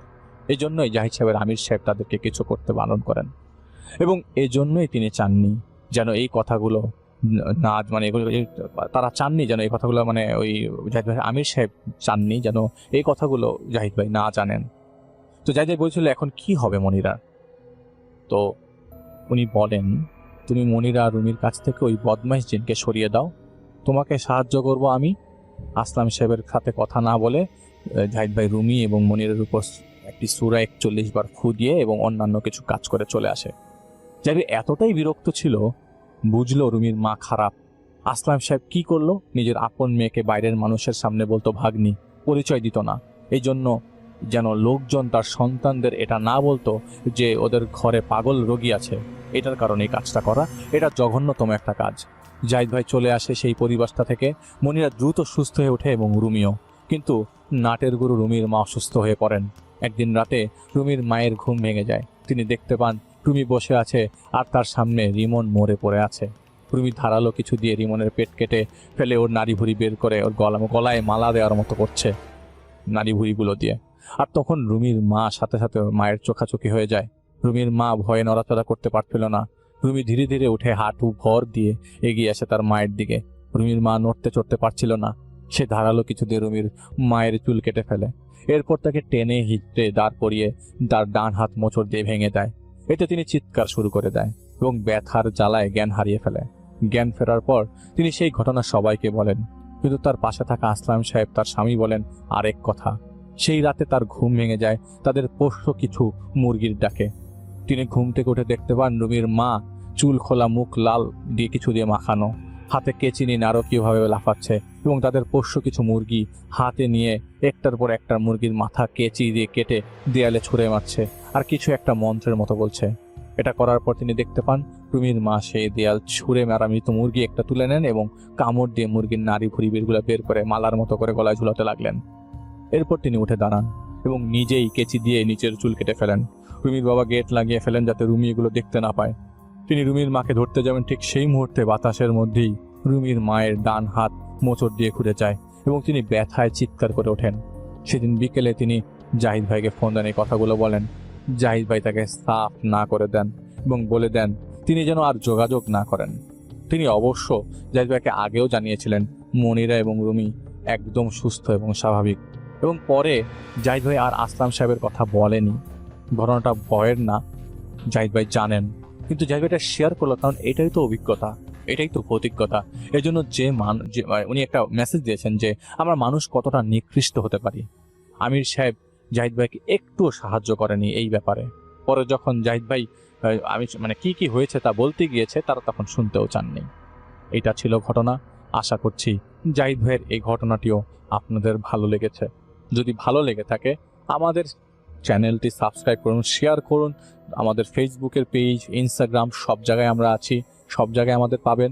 বেশি বেশি কমেন্ট করুন ফ্যান অফ দ্য উইক হবার জন্য, এবং আমাদের ঘটনা আপনাদের কিরকম লাগছে, আপনাদের কি কি আপগ্রেডেশন দরকার, সব ইনফরমেশন আমাদেরকে জানিয়ে দিন আমাদের গ্রুপে। আমরা চলে যাচ্ছি আমাদের পরবর্তী ঘটনায়। সবাই সাথেই ছিলেন এতক্ষণ, সাথেই থাকুন। আসসালামু আলাইকুম লিসেনার্স, আশা করি আল্লাহর অশেষ রহমতে ভালো আছেন। আমি রাকিব রায়হান উত্তরা থেকে বলছি। এটি আমার ভৌতিকতায় দ্বিতীয় ঘটনা। এর আগে বিগত এপিসোডে আমার প্রথম ঘটনা শোনানো হয়। বর্তমানে যে ঘটনাটি আমি শেয়ার করব, ঘটনাটি আমাকে পাঠিয়েছেন রাকিব সরকার নামে একজন। আজ মূলত পুরোপুরি বাস্তব এবং সত্য ঘটনা তুলে ধরার উদ্দেশ্যে ঘটনাটি তিনি আমার কাছে শেয়ার করছেন। আশা করি ঘটনাটি আপনাদের সকল লিসেনারদের খুবই ভালো লাগবে। এবং আগেই বলা দরকার, যেহেতু আমরা মুসলিম আমাদের পবিত্র কোরআনে জিন সম্পর্কে উল্লেখিত আয়াত আছে, অতএব জিনকে অবিশ্বাস করা আমাদের জন্য কাম্য নয়। যাই হোক, কথা না বাড়িয়ে ঘটনার দিকে যাই। ঘটনাটি মূলত তিনি কোনো এক আলেমের মুখ থেকে শুনেছিলেন। তিনি তাদের পার্শ্ববর্তী এলাকার এক বাসিন্দা। হঠাৎ করে একদিন চায়ের আড্ডায় আলেম ঘটনাটি তাকে বলেছিল। আমি তার মতো করেই বলার চেষ্টা করছি। তো ঘটনাটি ঘটে নেত্রকোনা জেলার কোনো এক গ্রামে। আমরা জানি নেত্রকোনা জেলা বর্ডার এলাকায়, ওখান থেকে ভারতের সীমান্ত খুব কাছাকাছি। তো ঘটনার সময়কাল 1990।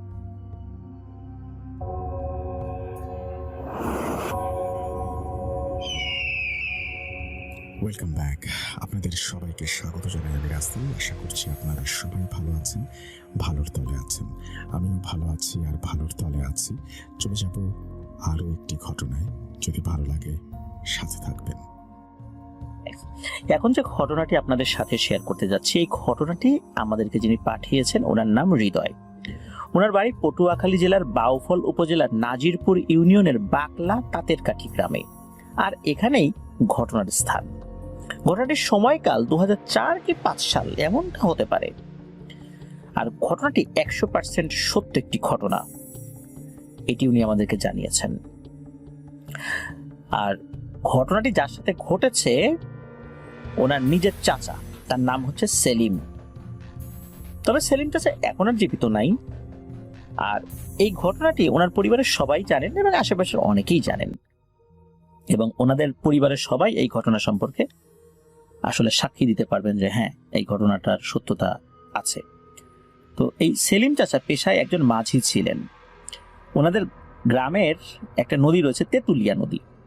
এই তেঁতুলিয়া নদীর মাঝি ছিলেন উনি। সারাদিন নৌকায় করে মানুষ পারাপার করে দিতেন এবং তা দিয়ে ওনার ছোট্ট সংসার খুব ভালোভাবেই চলে যেত। তো সেলিম চাচা প্রতিদিন ভোরবেলা উঠে তার কাজে যেতেন, আর তার সাথে টুকটাক অনেক প্যারানরমাল ঘটনা বিভিন্ন সময় ঘটেছে। একবার তিনি যখন ভোর সকালবেলা নদীর পাড়ে যাচ্ছিলেন, হঠাৎ তিনি দেখেন তার সামনে একটি লম্বা সাপ শুয়ে আছে। সাপটি ছিল অস্বাভাবিক রকমের মোটা এবং লম্বা। সাপটি লম্বায় রাস্তার এপার থেকে ওপার প্রায় 12 ফিট হবে। ওটা 12 ফিটের রাস্তা ছিল। তো এত বড় সাপ গ্রামে দেখাটা কি অস্বাভাবিক নয়? কারণ এত বড় সাপ গ্রামে এর আগে কেউ দেখেছে এমনটা উনি শোনেনও নাই। তো উনি এরকম হঠাৎ করে দেখে ভয় পেয়েছিলেন। সেখানে উনি কিছুক্ষণ দাঁড়িয়ে দোয়া পড়ছিলেন, হঠাৎ করে দেখেন যে তার সামনে কিছুই নাই। তো এরকম তো একটা ছোটখাটো ঘটনা তার সাথে কিন্তু ঘটেছে। এবার আসি আসল ঘটনায়। এই সেলিম চাচা উনি কিন্তু শীতের সময় রস সংগ্রহ করতেন, কারণ হচ্ছে শীতের সময় নদীর পানি অনেকটা শুকিয়ে যায়। তো তখন উনি অন্য প্রফেশনে চেষ্টা করতেন যে সেখান থেকে কিছু অন্য প্রফেশন থেকে আয় করার জন্য বৈধ পন্থায়। তো উনি ওই শীতের সময় রস সংগ্রহ করতেন, সেই রস বিক্রি করে ওনার অর্থ উপার্জন হতো। আর ওই সময় যতটুকু খেয়া পার করা যায়, যতটুকু সময় বা যদি করা যেত, না হলে নাই, এরকম আর কি। তো ওখানে আরেকজন ব্যক্তি ছিলেন, এই যে আমাদেরকে যিনি ঘটনা পাঠিয়েছেন হৃদয় ভাই, ওনার দাদার নাম হলো আনসার। তো এই আনসার দাদা এই সেলিম চাচাকে বলে, সেলিম তুই কালকে সকালবেলা আমাকে 1 কলসি রস এনে দিস। আমার বাড়ি কুটুম আসবে, মানে মেহমান আসবে, ঘরে পিঠা বানাবে। আর গ্রামে কিন্তু শীতের সময় খেজুরের রস দিয়ে পিঠা বানাতো, যেটা এখনো বানায়, এবং এটা কিন্তু অত্যন্ত সুস্বাদু। তো সেলিম চাচা বলেন ঠিক আছে, আমি রস এনে দিব। তো সেলিম চাচা সন্ধ্যায় যখন খেজুরের গাছের রস সংগ্রহের জন্য হাঁড়ি পেতে আসছেন, আর ওই হাঁড়িতে ফোটা ফোটা রস পড়বে, সেটা সকালবেলা বা ভোরবেলা উনি সংগ্রহ করবেন। তো এরকমই পরিকল্পনা করেছেন যে ওখান থেকেই একটা বড় এক হাঁড়ি মানে রস, এটা উনি আনসার দাদাকে দিবেন। তো বলে রাখা ভালো, ওই জায়গাতে মোট 3টি খেজুর গাছ ছিল। তো খেজুর গাছগুলো ছিল এই হৃদয় ভাইদের বাড়ির সামনে রাস্তাটার ওপারে ক্ষেতের মাঝখানের একটি ভিটায়। ওই ভিটাটা সেলিম চাচার আপন ভাইয়ের, এই জন্য সেই ভিটার খেজুর গাছগুলোর রস উনি সংগ্রহ করতেন এবং বিক্রি করতেন নিজের আপন ভাইয়ের, আর ওনার ভাইয়ের অনুমতি ছিল, সুতরাং তার নিজের গাছও বলা চলে আর কি। তো সেলিম চাচা সন্ধ্যার সময় সেই হাঁড়িগুলোতে হাঁড়ি পেতে আসলেন।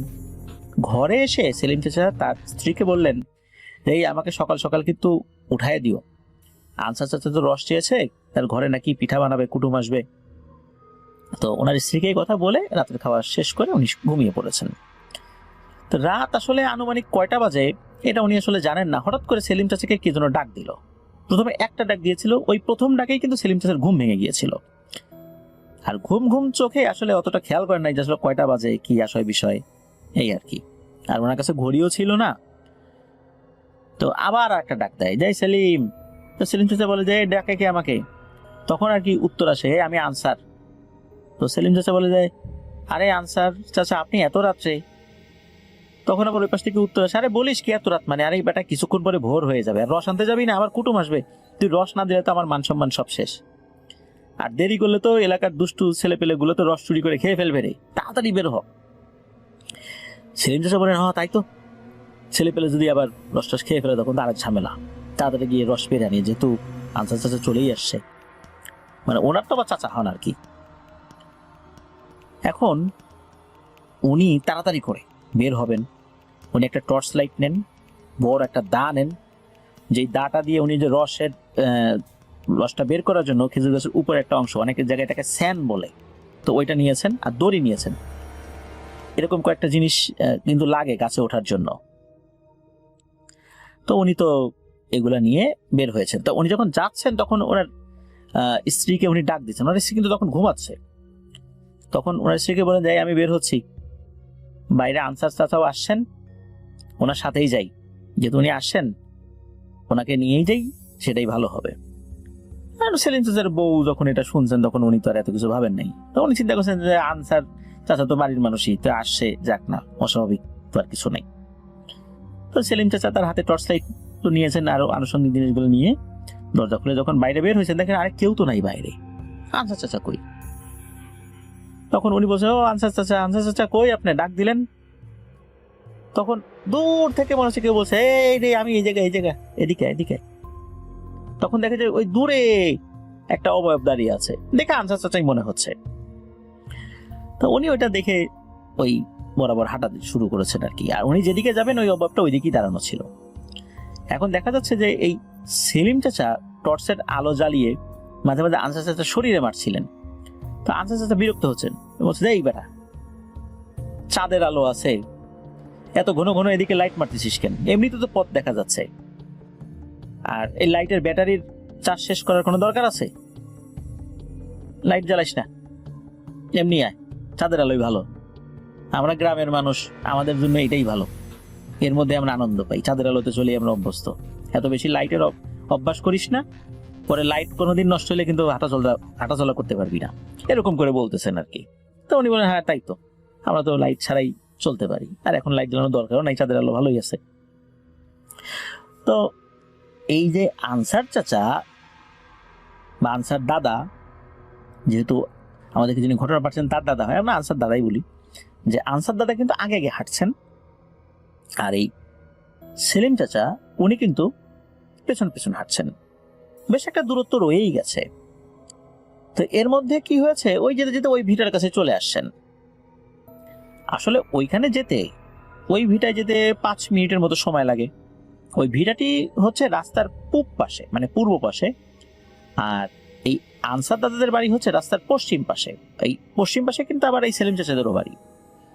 আর রাস্তার এই যে উত্তর দক্ষিণ দুই পাশেই কিন্তু বাড়িঘর রয়েছে, মানে ওই 2004-5 সালের ওই সময় বাড়িঘর ছিল। আর দক্ষিণ দিকটাতে 2-3টা বাড়ির পর বড় একটি হিন্দু বাড়ি রয়েছে, আর ওই হিন্দু বাড়ির সাথে রয়েছে একটি বিশাল বড় বাগান। ওই বাগানকে ঘিরেও ঘটনা আছে বলে শোনা যায়। তো এই যে সেলিম চাচা ওই ভিটায় গিয়ে পৌঁছেছেন, তখন উনি দেখলেন যে এই যে আনসার চাচা উনি খেজুর গাছের নিচে দাঁড়িয়ে আছেন। তখন আনসার চাচা বলল, এই তুই গাছে ওঠ তাড়াতাড়ি, আমি নিচে দাঁড়ায় আছি, আর তুই হাড়ি নামিয়ে আমার হাতে দিস। তখন সেলিম চাচা স্বাভাবিকভাবেই উনি খেজুর গাছে ওঠা শুরু করলেন। উনি যখন খেজুর গাছের মাথায় উঠেছেন তখন পাশ থেকে মনে হচ্ছে যে নিঃশ্বাসের শব্দ, মানুষের নিঃশ্বাস খুব কাছে, কানের কাছে আনলে এক ধরনের শব্দ হয় না, ওইরকম শব্দ। ওই চিন্তা করেন কি ব্যাপার, নিঃশ্বাসের শব্দ। অনেক সময় শীতকালে নিজের নিঃশ্বাসের শব্দ নিজেই শুনতে পারে, চারদিকে এতটা নিস্তব্ধ অবস্থা থাকে। তো কিন্তু ওনার কাছে মনে হচ্ছে ওনার পাশ থেকে এরকম একটা শব্দ আসছে। উনি যখন পাশে তাকিয়েছেন, এইবার উনি মারাত্মক ভয় পান। উনি দেখেন যে এই যে আনসার দাদা উনি একদম ওই গাছের সমান লম্বা হয়ে গেছেন। মানে ঠিক এই যে সেলিম চাচা উনি গাছে ওঠার পর ওনার মাথা ঠিক যেই বরাবর আছে গাছের ঠিক অতটুকু লম্বা হয়েছেন। আর এই আনসার চাচা তার দিকে তাকিয়ে ভয়ঙ্কর এক হাসি দিয়ে বলল, কি রে সেলিম, রস খাবি? রস, এই নে রস খা। এই বলে সেলিম চাচাকে গাছের উপর থেকে একটা ধাক্কা দিল। আর গাছটা কিন্তু আসলে খুব একটা বড় ছিল না, আর নিচে ওই খড় জাতীয় কোনো কিছু হয়তো বা বিছানো ছিল বা এরকম কিছু আর কি থাকতে পারে। তো উনি নিচে পড়ে ব্যথা পেয়েছেন, তবে ওনার মেরুদণ্ড ভেঙে যাবে বা হাত পা ভেঙে যাবে এরকমটা হয়নি। সেলিম চাচা তো বুঝে গেছেন যে হায় আল্লাহ, এইবার আমি কার পাল্লায় পড়ছি, এটা তো মোটেও স্বাভাবিক কিছু না, আজ মনে হয় আমি বাড়ি ফিরতে পারবো না। এটা ওই আনসার চাচার রূপ ধরে আসছে। আসলে আনসার দাদার রূপেই ওই অবয়বটা এসেছিল। সেলিম চাচা কি করেছেন, ওনার হাতে যে লম্বা একটা যে দা ছিল, যেটাকে স্যান বলা হয়, ওটা তো ছিলই। উনি ওই এলো পাথারি কোপানো শুরু করছে, মানে শূন্যে যে সামনে যে আসবে তার হাত পা মাথা কেটে পড়ে যাবে এরকম একটা অবস্থা। আর তার সাথে যে টর্চ লাইটটা ছিল এটা তো কোথায় পড়ে গেছে এটা খুঁজে পাচ্ছে না, আর এটা খোঁজার সময়ও নাই। তবে এই যে এলোপাথারি দা চালাচ্ছে তাতে করে কিন্তু কোনো লাভ হচ্ছে না। ওই অবয়বটা সেলিম চাচাকে অনায়াসে তার বুকের উপর মারে একটা ধাক্কা, আর এক ধাক্কায় 10 থেকে 12 ফুট দূরে গিয়ে উনি ছিটকে পড়েন। আবার যখন উঠে দাঁড়ান আবার মারে এক ধাক্কা। তো এইভাবে বারবার ধাক্কা মারছে। একটা পর্যায়ে ওনার হাত থেকে দাটা পড়েও যায়, কারণ ওই দায় আসলে কোনো কাজে আসছে না। দাটা দা দিয়ে কোপাকুপি করার চেষ্টা করছেন কিন্তু কোনো লাভ হচ্ছে না, মনে হচ্ছে উনি শূন্যে এই কাজটা করছেন। আর ওই অবয়বকে উনি ওই দা দিয়ে কোনো আঘাতই করতে পারছেন না। এভাবে ধাক্কা মারতে মারতে বেশ অনেকটা দূর ওনাকে নিয়ে আসেন। আর এরই মধ্যে সেলিম চাচা বুঝতে পারেন যে ওই যে এই যে হিন্দু বাড়ির পাশে যে বাগানটা রয়েছে না, ওই বাগানের দিকে তাকে নিয়ে যাচ্ছে। সেলিম চাচা তো বুঝে যায় যে একবার যদি এই পিশাচটা তাকে ওই বাগানে নিতে পারে তাহলে তার মৃত্যু নিশ্চিত। এইভাবে ধাক্কা খেয়ে খেয়ে তারপরও কোনোভাবে উনি এলোমেলো পথ চলা শুরু করেছেন ওই পিশাচটাকে ধোঁকা দেওয়ার জন্য। আর উনি কিছুটা পথ অন্যদিকে গিয়ে ধাক্কা, কিন্তু ওই পিশাচটা অন্যদিকে গিয়ে আবার ওই বাগানের দিকে ধাক্কা মারে। তারপরও উনি চেষ্টা করছিলেন ওনার বাড়ির দিকে আগাতে। হঠাৎ করে উনি দেখেন যে ওই পিশাচটা ভয়ঙ্কর এক সাপের আকৃতি নিয়ে তার সামনে দাঁড়িয়ে আছে। কয়েক সেকেন্ড পর একটা বড় ষাঁড় বা জংলি গরুর মতো আকার ধারণ করেছে। এইভাবে এরকম ভয়ঙ্কর রূপ ধরে বাড়ির রাস্তায় এগোতে তাকে বাধা দিচ্ছে। কিন্তু এত কিছুর মধ্যেও সেলিম চাচা সাহসটা ধরে রেখে আল্লাহর রহমতে অনেক কষ্টে বাড়ির কাছাকাছি চলে আসতে পেরেছিলেন। আর যেহেতু ওই পিশাচটা কোনোভাবেই তার বাড়ির কাছাকাছি আসতে দিতে চাচ্ছিল না, তারপরও চলে আসছিলেন তিনি, এই পিশাচটা অনেক রেগে যায়। তখন এতক্ষণ কিন্তু ধাক্কা মারছিল, ভয় দেখাচ্ছিল। এইবার ওই পিশাচটা কি করেছে, সেলিম চাচার গলা ধরে শূন্যে তুলে কয়েকবার আছাড় মেরেছে। আর একটা আছাড় খাওয়ার পর তো প্রচন্ড ব্যথা পেয়েছেন, দ্বিতীয় আছাড় যখন মারবে তখন উনি প্রচন্ড জোরে একটা চিৎকার দেন। তারপরে আসলে ওনার কিছু মনে নাই।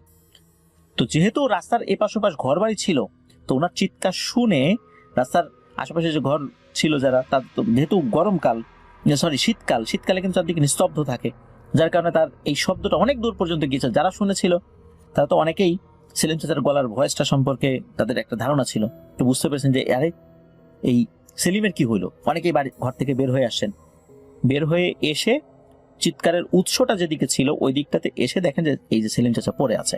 তো কয়েকজন মিলে ধরাধরি করে তাকে সেলিম চাচার বাড়িতে নিয়ে আসেন। ওই রাতটাই সেলিম চাচার বাড়িতে অনেক লোক জমা হয়ে যায়। পরের দিন সকালবেলা সেলিম চাচার জ্ঞান ফেরত আসে। আর সেলিম চাচাকে দেখার জন্য তো অনেকেই চারদিক থেকে আসে, আনসার দাদাও আসছেন। তো তখন আনসার দাদা শুনতে পারেন যে তারই রূপ ধরে এইভাবে আসছিল। আনসার দাদা তো শুনে খুবই অবাক হয়েছেন যে উনি তো আসলে আসেন নাই। এরপরে সেলিম চাচা সুস্থ হয়েছিলেন আল্লাহর রহমতে। উনি আস্তে আস্তে সুস্থতার দিকে যেতে থাকেন এবং বিভিন্ন সময়ে উনি এই ঘটনাটি মানুষের কাছে বলেছেন। সেই থেকেই এই ঘটনাটি অনেকের মুখে মুখেই প্রচলিত ছিল। সেলিম চাচা এখন জীবিত নাই, উনি স্বাভাবিকভাবে মারা গেছেন, আল্লাহ তাআলা তাকে জান্নাত নসিব করুন।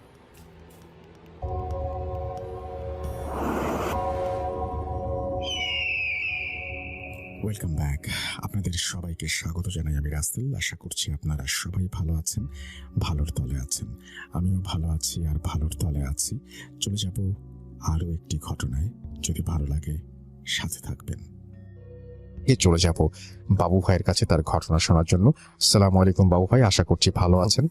ওয়ালাইকুম আসসালাম রাসেল ভাই, থ্যাংক ইউ ভেরি মাচ। কাহিনীতে চলে যাই। এটা অনিকের বাবার কাহিনী। অনিকের বাবা, ওদের বাড়ি আর কি, দাদা বাড়ি হচ্ছে আপনার বিল অঞ্চলে, বাংলাদেশের একটা বিল অঞ্চল হচ্ছে ওদের দাদা বাড়ি। And it's been long time, like এটা হচ্ছে হয়তো 70-এর দিকের বা স্বাধীনতা উত্তর বা স্বাধীনতার কিছু আগে, এরকম সময়, অনেক আগে। তখন অনেকের বাবা বেশি ইয়াং ছিলেন আর কি, উনি তখন মানে কেবল কৈশোর ছাড়াই আর কি এরকম পদার্পণ করছে, এরকম সময়কার কাহিনী। আচ্ছা। তো উনি বাড়ি যায় আর কি। ওই সময় বাড়ি যাওয়ার জন্য ওনাদের লাগতো, লঞ্চে করে যাওয়া লাগতো। ঢাকা থেকে ওরকম ব্যবস্থা ছিল না বাসে করে যাওয়ার মতো, আর গেলেও সেটা অনেক অনেক ঝামেলার ছিল আর কি। লাইক বা একটা জায়গায় যে সেখান থেকে সুইচ করতে হতো, তৈরি করতে হতো, এবং যেহেতু বিল অঞ্চল সরাসরি বাড়িতে পৌঁছানো অবস্থা ছিল না, তো লঞ্চে করে যে এক জায়গায় তারা নামতো, সেখান থেকে মানে আপনার হাঁটা পথে দেন নৌকা এরকম করে করে যাওয়া লাগতো। তো যে কারণে হোক, ওর বাবা যখন নাকি ওইবার বাড়ি যায়, তো তখন যেই লঞ্চটাতে তার যাওয়ার কথা, মানে সেই লঞ্চটা সে টাইম মতো পায় না। আচ্ছা। তো এটা ছুটে যাওয়ার কারণে তাকে ওয়েট করতে হয় অনেকক্ষণ। ওয়েট করার পরে দেখে যে একটা লঞ্চ ওইটার কাছাকাছি আর একটা জায়গায় যাবে, সেটা একটু ছোট লঞ্চ, এবং মানে একটু মানে টাইমটা হচ্ছে আপনার তখন থেকে আরো 3-4 ঘন্টা পরে। আদারওয়াইজ ওনাকে ওয়েট করতে হবে নেক্সট ডে পর্যন্ত, অনেক লম্বা সময়। অথবা ওনাকে ঘুরে ফিরে বাসে যাওয়ার কোনো একটা ব্যবস্থা। আর সম্ভবত ওর দাদা বা কেউ একজন এরকম অসুস্থ ছিল ওই সময়, তো ওনাকে যেতেই হবে ইমার্জেন্সি কারণে। তো উনি যেটা করেন, উনি ডিসিশন নেন ওই ছোট লঞ্চে করে উনি পাড়ি দেবেন আর কি ওই টাইমটা। আচ্ছা। সো যেই উনি ওখানে তারপর ওয়েট করতে করতে ওই যখন নাকি ওই লঞ্চটা আসে, ছোট লঞ্চটা, তো ছোট লঞ্চে উনি ওঠেন। তো ছোট লঞ্চে ওনাদের ওঠার প্রতি ভয় ছিল হচ্ছে একটা, যে ওই জায়গায় যাওয়ার জন্য পদ্মা নদী পাড়ি দিতে হতো। তো পদ্মা অনেক বড় নদী, আপনারা এখনই জানি, ওই সময়ের পদ্মার অবস্থা ছিল আরো বড়, এবং অ্যাকচুয়ালি ওই সময় নাকি কুল কিনারা দেখা যেত না। অ্যান্ড দ্যাট ইজ ট্রুথ যে রাসেল ভাই, আমি আমার জীবন দশায় আমি ছোটকালে একবার আমার নানির সাথে পদ্মায় গিয়েছিলাম লঞ্চে, তখন আমি নিজেই দেখছি যে আসলে ওই পার দেখা যাচ্ছে না। সেটা হচ্ছে আপনার 80-র দশকের কথা। হ্যাঁ, তো এটা তো আরো আগের কথা, তখন এরকমই ছিল। তো রাতের বেলা উনি ওই ছোট লঞ্চে করে রওনা দেন। আচ্ছা। তো বলছে যে লঞ্চ যাচ্ছে, এবং মানে ওই মানে ধরেন সন্ধ্যার দিক থেকে তাদের যাত্রা শুরু হয়েছে, এবং চলতে চলতে চলতে এক সময় ধরেন ভোরের দিকে বা মধ্যরাতে 2টা-3টা এরকম একটা সময় ওই যে জায়গাটায় যাওয়ার কথা, ওই জায়গাটা টাচ করছে লঞ্চ। আচ্ছা। এবং উনি নেমে যান ওখান থেকে। তো লঞ্চ থেকে যখন নামেন, ঘাটে নেমে দেখেন যে আসলে তেমন কিছুই নাই। যে জায়গাটা নামছে ওইটা কোনো প্রমিনেন্ট জায়গাও না, মানে ওই জায়গার যে খুব পরিচিতি আছে বা ওইটা কোনো বড় বন্দর বা লঞ্চ ঘাট যেখান থেকে মানুষ মুভ করে সেরকম না, নিতান্তই গ্রাম্য এলাকা, এবং একদমই বাতি টাতি কিছুই নাই। লঞ্চ ঘাটে যে পল্টন থেকে বের হয়ে উনি যখন হেঁটে উঠলো গ্রামের মেঠো রাস্তায়, দেখলো যে কিছুই নেই ওখানে, মানে একদমই কিছু নেই, শুনশান। আচ্ছা। তো উনি চিন্তা করতেছে, আমি যদি এখন বাড়ি না যাই, আমি এখানে ওয়েট করি, সেটা করতে পারি সকাল পর্যন্ত, অথবা আমি হেঁটে যেতে পারি। তো যেহেতু ওনাদের গ্রামের সাথে যথেষ্ট কানেক্টিভিটি ছিল, ছোটকালে ওনার বড় হয়েছে গ্রামে, উনি ডিসিশন নেন যে আমি হাঁটা দিই। আচ্ছা।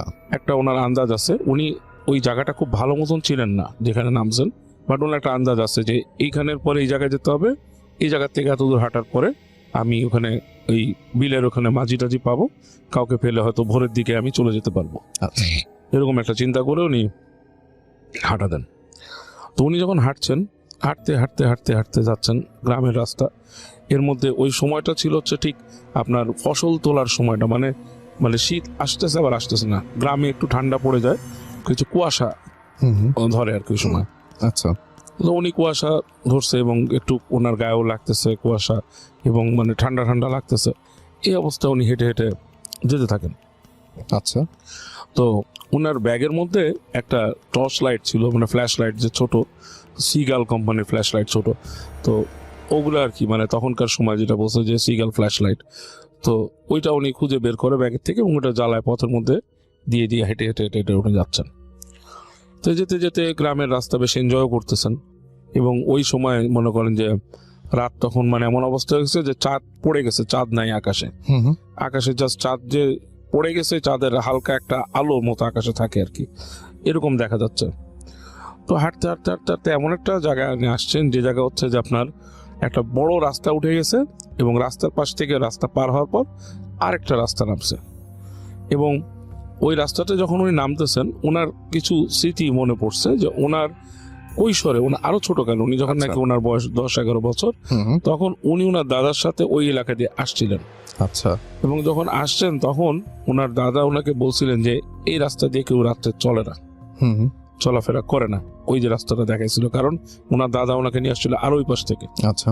তো উনি চিন্তা করলো যে আমি আমার দাদার যে রাস্তা দিয়ে আমাকে আনছে, বড় রাস্তা দিয়ে, সেটা আনছিল ভ্যান গাড়িতে করে, মানে 3 চাকার ভ্যান। এখানে আমার 3 চাকার ভ্যান নেই এবং বহু দূরের রাস্তা ওনার মনে পড়ে আর কি। তো ওই রাস্তাটা শর্টকাট যেটার কথা বলছে যে এখান দিয়ে মানুষ চলে না রাত হলে। তো উনি চিন্তা করছে এখানে কি নামবো, কেন চলে না, দাদা এত কিছু বলেননি, কিন্তু কনফিউশন আছে। তো উনি অনেক চিন্তা ভাবনা করে উনি করলো কি, রাস্তা ক্রস করে ওই রাস্তায় নামছে যেটাতে মানুষ চলে না রাতে। তো উনি ওখান দিয়ে নেমে হাঁটা ধরছে, হাঁটতে ওইটা হচ্ছে বলছে যে একটা আইল থাকে যে গ্রামে ফসলের জমির মাঝখানে আইল, তার থেকে একটু বেশি চওড়া। আচ্ছা। মানে বেসিক্যালি হয়তো একটা ভ্যান গাড়ি কোনো সময় যেতে পারে এরকম। এবং যেতে যেতে উনি দূরে দেখতেছে যে বাঁশঝাড় এরকম ছেয়ে গেছে। বাঁশঝাড় যখন ছেয়ে গেছে ওনার কাছে একটু ভয়ও লাগতেছে, কারণ বাঁশঝাড় সম্পর্কে অনেক কিছু প্রচলিত আছে গ্রামে, যে বাঁশঝাড় থেকে নাকি বাঁশ পড়ে থাকে, এসব কথা তখন ওনার মাথায় আসতেছে আর কি। তো উনি এতটা আমল নেন নাই, উনি যাচ্ছে বাঁশঝাড়ের মধ্যে দিয়ে এবং কোনো বাঁশ পড়া উনি পান নাই, যাচ্ছে। তো যখন উনি বাঁশঝাড়টা পার হচ্ছেন, মানে প্রায় মাঝামাঝি জায়গায়, তখন একটা শব্দ পায়। শব্দটা হচ্ছে জোরে বাতাস গেলে যেরকম মানে একটা হুইসেল তৈরি করে, সেরকম একটা হুইসেল টাইপের সাউন্ড মনে হচ্ছে যে কিছু একটা ছুটে চলতেছে দুই পাশে বাঁশঝাড়ের ভেতর দিয়ে। তো উনি মানে একটু ওনার গা শিরশির করে ওঠে, ঘটনা কি। তো উনি এক জায়গায় থেমে যান, থেমে যেয়ে উনি কান পাতেন, দেখে শব্দ নাই। আবার উনি হাঁটা শুরু করছেন, আবার হুইসেলটা শুরু হয়। ইটস লাইক আমরা যদি কোনো বাতাসের মধ্যে দিয়ে খুব দ্রুত যানবাহন লাইক মোটরসাইকেল বা সাইকেলে যাই, আমাদের কানে কিন্তু একটা বাতাস লাগে, কাইন্ড অফ লাইক দ্যাট, ওরকম একটা বাতাসের শব্দ উনি পাচ্ছেন। তো উনি হাঁটতে থাকেন, চিন্তা করে যে কোনো হোক এখানে আমার থেমে দাঁড়ালে খামাখা যে চলবে না, চলবে না, জিনিসটা আসলে একটা বাজে জিনিস বা যেটাই হোক ভয় লাগবে বা হোয়াট এভার, চিন্তা করে ভয়ও পাইছে উনি কিছুটা। তো হাঁটতে হাঁটতে হাঁটতে উনি আরো সামনে চলে যায়। তো বেশ কিছু দূর যে উনি দেখে ওনার হাতের বাম দিকে ওই গ্রামের পরিত্যক্ত জমিদার বাড়ি একটা, ওখানে এক জমিদার ছিল। সেই জমিদারের মানে এক সময় এরা এখানে রুল করতো এবং অনেকে করতো, পরবর্তীতে তারা এগুলো ছেড়ে দিয়ে ভারতে চলে যায়, তাদের প্রপার্টিজ লেফট ওভার ওখানে আছে। তো ওই জমিদার বাড়িটা যখন উনি দেখে, হচ্ছে জমিদার বাড়ির অবয়ব দেখা যাচ্ছে পাশে, ভাঙাচোরা এই জানলা টালনা, তখন ওনার মনে হয় যে আসলে এই জমিদার বাড়ির কারণেই কি মানুষ এই রাস্তাটা পরিহার করে চলে কিনা, হু নোজ, অনেক কিছুই তো শোনা যায় জমিদার বাড়ি সম্বন্ধে। যাই হোক, উনি ওইটা মাথায় আসে এবং আর একটু ভয় বেড়ে যায় ওনার জমিদার বাড়ি সম্পর্কে। তো হেঁটে হেঁটে হেঁটে হেঁটে উনি যখন জমিদার বাড়িটা পার হচ্ছে রাসেল ভাই, তখন ওনার কাছে জিনিসটা খুব ইন্টারেস্টিং লাগে। মানে পাশ থেকে যাওয়ার সময় যে দৃশ্যগুলো দেখতেছে, বাড়ির সামনের আঙিনা এটা সেটা, তখন খুব ইন্টারেস্টিং লাগে। তো উনি মনে করে যে আমি এখানে একটা সিগারেট খাই। হ্যাঁ, তো ওখানে উনি থেমে একটা সিগারেট উনি ধরায় আগুন দিয়ে। তো সিগারেট যখন উনি ধরাচ্ছে, ওনার কাছে তখন মনে হয় যে আলোটা ধরানোর সময় পাশ থেকে কিছু সাট করে সরে গেছে। ইটস লাইক অন্ধকারে কেউ একজন আশেপাশে থাকলে আগুন জ্বালালে যেমন কেউ দৌড় দিয়ে সরে গেলে পাশ থেকে, এরকম একটা ফিলিংস ওনার কাছে কাজ করেছে। হ্যাঁ, মাথার মধ্যে। তার মানে আমার সাথে কেউ ছিল আশেপাশে, এত সাইলেন্টলি, এত এইসব, মানে ওনার কাছে বেশ লাগা শুরু করে। তো উনি সিগারেট ধরায় উনি খেতে থাকে, খেতে উনি সিগারেট টানতে থাকে এবং হাঁটে সামনে, এবং হাঁটতে হাঁটতে হাঁটতে জমিদার বাড়ির আঙিনাটা ক্রস করে। এবং ওনার কাছে তখন থেকে মনে হওয়া শুরু করে যে ওনার পিছনে মানুষ আছে, কেউ কিছু জিনিস হাঁটতেছে, সামথিং লাইক দ্যাট। তো উনি পিছনে উকি দেয়, পেছনে ফিরে, কাউকে দেখে না। বাট যখনই ফিরে হাঁটা ধরে মনে হয় যে ওনার সাথে সাথে কেউ হেঁটে হেঁটে ফলো করতেছে। এবং এরকম করে যেতে যেতে উনি এক পর্যায়ে ওই যে সেই বিল ওটার পাশে চলে আসে। ওইটার পাশে এসে উনি দেখে একটা নৌকা, ওখানে একটা নৌকা রাখা আছে এবং নৌকার উপরে একটা মানুষ বসা, বোঝা যাচ্ছে মানে দূর থেকে যে একটা অবয়ব, মানে কেউ বসে আছে, গায়ের মধ্যে চাদর বা কিছু দিয়ে ঢাকা। এটা একটা কোনো কিছুর স্তূপ হতে পারে, আবার একটা মানুষও হতে পারে, এরকম কিছু একটা। তো উনি চিন্তা করে যে আমার তো এখান থেকেই যেতে হবে বিলে, আমার রাস্তা আর নাই। জি। এবং নৌকা যেহেতু একটা আছে, উনি হেঁটে হেঁটে যায়, যে উনি গলা চড়ায় ডাক দেয়, এই মাঝি আসো নাকি এসে। তো কোনো শব্দ নাই। 2-3বার ডাকার পরে ওই যে ওনার যে একটা দেখা যাচ্ছে যে একটা স্তূপের মতো, ওটা নড়ে উঠছে। Excuse me. নড়ে ওঠার পরে উনি বুঝে যে একজন মানুষ উঠে বসছে, মাথার উপর থেকে কাপড় সরাচ্ছে না। উনি বলে আমাকে নিয়ে যাবা অমুক জায়গায়, একটা জায়গা, যে জায়গা উনি যাবে ওই জায়গার নাম বলে। তো ওখানে কিছু বলে না, দেখে যে একটা দাঁড় ঠাস করে শুধু পানিতে পড়ছে, বলে যাবে। তো উনি ভাবে যে এটা হয়তো এত ভোর রাতে ঘুম জড়ানো যাইতে পারে এর জন্য। তো উনি কিছু না বলে আস্তে করে নৌকা উঠে বসে। তো নৌকায় যখন উঠে বসে দেখে যে বেশ দুলুনি, ছোট নৌকা, মানে এটাতে বেশি হলে 2-1 জনের বেশি মানুষ চড়তে পারে না। যখন নৌকায় উঠে বসার পরে দেখে যে ব্যাপক দুলুনি শুরু হয়ে গেছে। আচ্ছা। যে ওখানে লাইক কয়েকজন মিলে নৌকাটাকে দুলালে যেরকম হয় সেরকম। তো দেখে যে ওই যে মাঝি ছিল, হাতে লাঠি দাঁড়, সে পানির মধ্যে ঝাপ করে 2-1 দাঁড় দিয়ে এরকম বাড়ি দেয়, তারপর দুলুনিটা কমে। তো ওনার কাছে মনে হয়েছিল যে উনি যখন নৌকা উঠছে, অন্য কেউ নৌকা ওঠার চেষ্টা করছে এই সময়, বাট উঠে নাই সামহাও। যাই হোক, নৌকাটা ওই লোকটা ছেড়ে দেয় এবং নৌকা আস্তে আস্তে যেতে থাকে। তো উনি মাঝির সাথে কথা বলার চেষ্টা করে, হ্যাঁ, যে কি ব্যাপার, আপনার বাড়ি কোথায়, রাত্রেবেলা আপনার এখানে কোনো নাই, কোনো একটা কুপি জ্বালেন। মাঝি কোনো কথা বলতেছে না। তো উনি ওনার সিগারেট শেষে, ওনার না ভয় একটা ভেতরে কাজ করতে থাকে, বিকজ অফ নৌকার পানির মধ্যেও একটা কুয়াশা বিলে, এবং ওই বিলের আশেপাশে মাছ ধরার জন্য বিভিন্ন পাতা থাকে, ওটা কি বলে, ওই যে জালের মতো পাতা থাকে। বুঝতে পেরেছি। তো উনি মনে মনে আবার চিন্তা করে যে এগুলো অনেক গল্প শুনছে বিল সম্পর্কে এই সম্বন্ধে, এবং রাত কয়টা বাজে। তখন উনি করে না, ঘড়ি বের করে, ওনার হাতে একটা সিকো ঘড়ি ছিল, ওখানে তাকায়, ওই যে সিগারেটের আলো দিয়ে জোরে দিয়ে তাকায়, দেখে তখন 3:30 এরকম বাজে আর কি। তো ওখানে যাচ্ছে, পানি দিয়ে দেখে আস্তে আস্তে যাচ্ছে। তো উনি চিন্তা করে যে উনি লাইট মারবে কিনা। তো একবার ভাবে লাইট মারবে মাঝির দিকে, হাতে ফ্ল্যাশ লাইট ছিল। তো ভাবে যে আবার গ্রামে এটাকে খুব বাজে ভাবে নাকি দেখা হয় কারো চেহারার উপর ফ্ল্যাশ মারলে। এটা তো স্বাভাবিক, এটা খুবই স্বাভাবিক। হ্যাঁ, তখন চিন্তা করে এটা আবার ওই মাঝি অফেন্ডেড হয় কিনা। তো মাঝি ওনার সাথে কথা বলে না। তো উনি খুব মানে ফ্রাস্ট্রেটেড হয়ে গেছে, কি ব্যাপার। তো এক সময় নৌকাটা যেতে যেতে যেতে ওনার যে গন্তব্যের যে জায়গা তার কাছে চলে আসে। এসে দেখে যে নৌকাটা আস্তে আস্তে আস্তে আস্তে করে পাড়ের কাছে নিয়ে আসতেছে। এনে পাড়ের ঠিক না ঠেকায় মাঝিটা করে কি, ওই বইটা দিয়ে, মানে হাতের যে লগিটা ছিল ওইটা দিয়ে পানির মধ্যে বাড়ি দিয়ে আঘাত করে আটকায় রাখে, মানে নৌকাটাকে থামায় দেয়। আচ্ছা। তো উনি বলতেছে যে কি ব্যাপার, পাড়ে নামাচ্ছেন না কেন। তো ওই সময় মাঝি প্রথম কথা বলে, এবং কথাটা রাসেল ভাই লাইক খুবই মানে ডিফারেন্ট টাইপের টোন, লাইক একটা পুরুষ মহিলা মিলায় যেরকম টোন করে, যেরকম লাইক একটা মানে মানুষের টোনের সাথে মিল নাই। টোনটা হচ্ছে নাইমেন না এমন ভাবে বলে, লাইক খুবই মানে ভয়ঙ্কর একটা টোনে। ওর শুনে ওর গায়ের সব লোম দাঁড়ায় যায়, এবং সে তাকায় দেখে যে ওই যে পাড় যে আছে নদীর পাড়ে, ওখানে চোখ জ্বলতেছে কিছু। ইটস লাইক ধরেন আপনার কোনো শিয়াল বা নেকড়ে টাইপের কোনো প্রাণী যদি ওখানে থাকে এরকম, এবং অনেকগুলা ঠিক ওই পাড়ের মধ্যে। তাকে বলছে নাইমেন না বলে, সে ওর গায়ের তো লোম দাঁড়ায় গেছে, ও পানিতে নামতেছে না, আর ওই নৌকাও বসে থাকতে পারতেছে না ওনার উপর। তো হঠাৎ করে সে তারপর চিন্তা করে এদিক তাকাচ্ছে ওদিক তাকাচ্ছে, হঠাৎ করে তাকায় দেখে যে মাঝি যে ছিল সে নাই, ওখানে শুধু একটা চাদর পড়ে আছে। আচ্ছা, খুবই চাদরটা লাইক আপনার মানে একটা হঠাৎ করে একটা বস্তু যদি চলে যায়, চাদরটা রেখে দেয়, ইটস লাইক দ্যাট, এরকম হয়ে পড়ে আছে। তো উনি বসে তখন কি করে, ওখানে বসে আস্তে আস্তে দোয়া পড়তে থাকে, এবং যখন দোয়া পড়ে তখন দেখে যে ওই দূরের ওগুলা আরেকটু সরে যাচ্ছে এবং গড় গড় শব্দ করতেছে। এরকম করতে করতে এক সময় মানে ফজরের আজান দেয় দূর থেকে। আজান দেওয়ার পর উনি দেখে আর কিছু নাই ওখানে। তো উনি আস্তে আস্তে নেমে যখন নাকি উনি ওই নৌকাটাতে পাড়া দিয়ে নামতে দেখে, নৌকাটা ফুস করে ডুবে গেছে পানিতে। পানিতে, ওনার লাশ পাড়াতে মানে ওই যখন নেমে যাচ্ছে তাহলে নৌকাটা পানিতে ডুবে গেছে। তো তারপরে উনি অনেক মানে ভয় পেয়ে এবং উথাল পাতাল গায়ে জ্বর এসে যায় ওনার। উনি বাড়িতে আসে, এসে এই ঘটনাটা বলে যে আমি এভাবে আসছি। তো তখন ওনার বাসার থেকে ওনার বাবা দাদারা বলে যে কেন তুমি এইভাবে আসলা, এই রাস্তা দিয়ে আসা ঠিক হয়নি, তুমি ওই রাস্তা দিয়ে আসতা, এই রাস্তাটা অভিশপ্ত, এখানে অনেক আজে বাজে জিনিস আছে, এবং এখানে যে তুমি যে মাঝিকে দেখছো এটা আসলে একটা খারাপ জিনিস।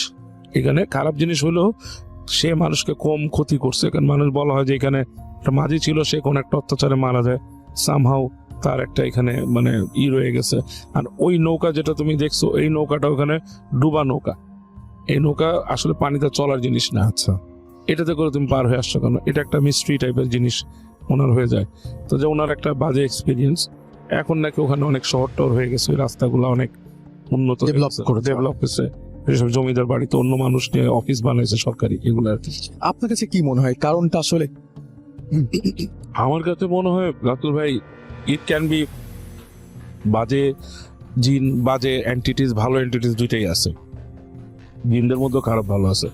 মোস্ট প্রবাবলি সে কোনো ভালো জিনের কাছে হেল্প পাইছে ওখানে, কারণ তাকে যখন নাকি ওই জায়গাটা পৌঁছাই দিছে, ওই জায়গাটাতে যেই শিয়াল টাইপের কিছু দাঁড়াইছিল, সেগুলো কোনো খারাপ জিন হতে পারে। তাহলে মাঝিটাকে আপনি কি বলবেন? মাঝিটাকে আমি বলবো যে এটা কোনো ভালো জিন হবে।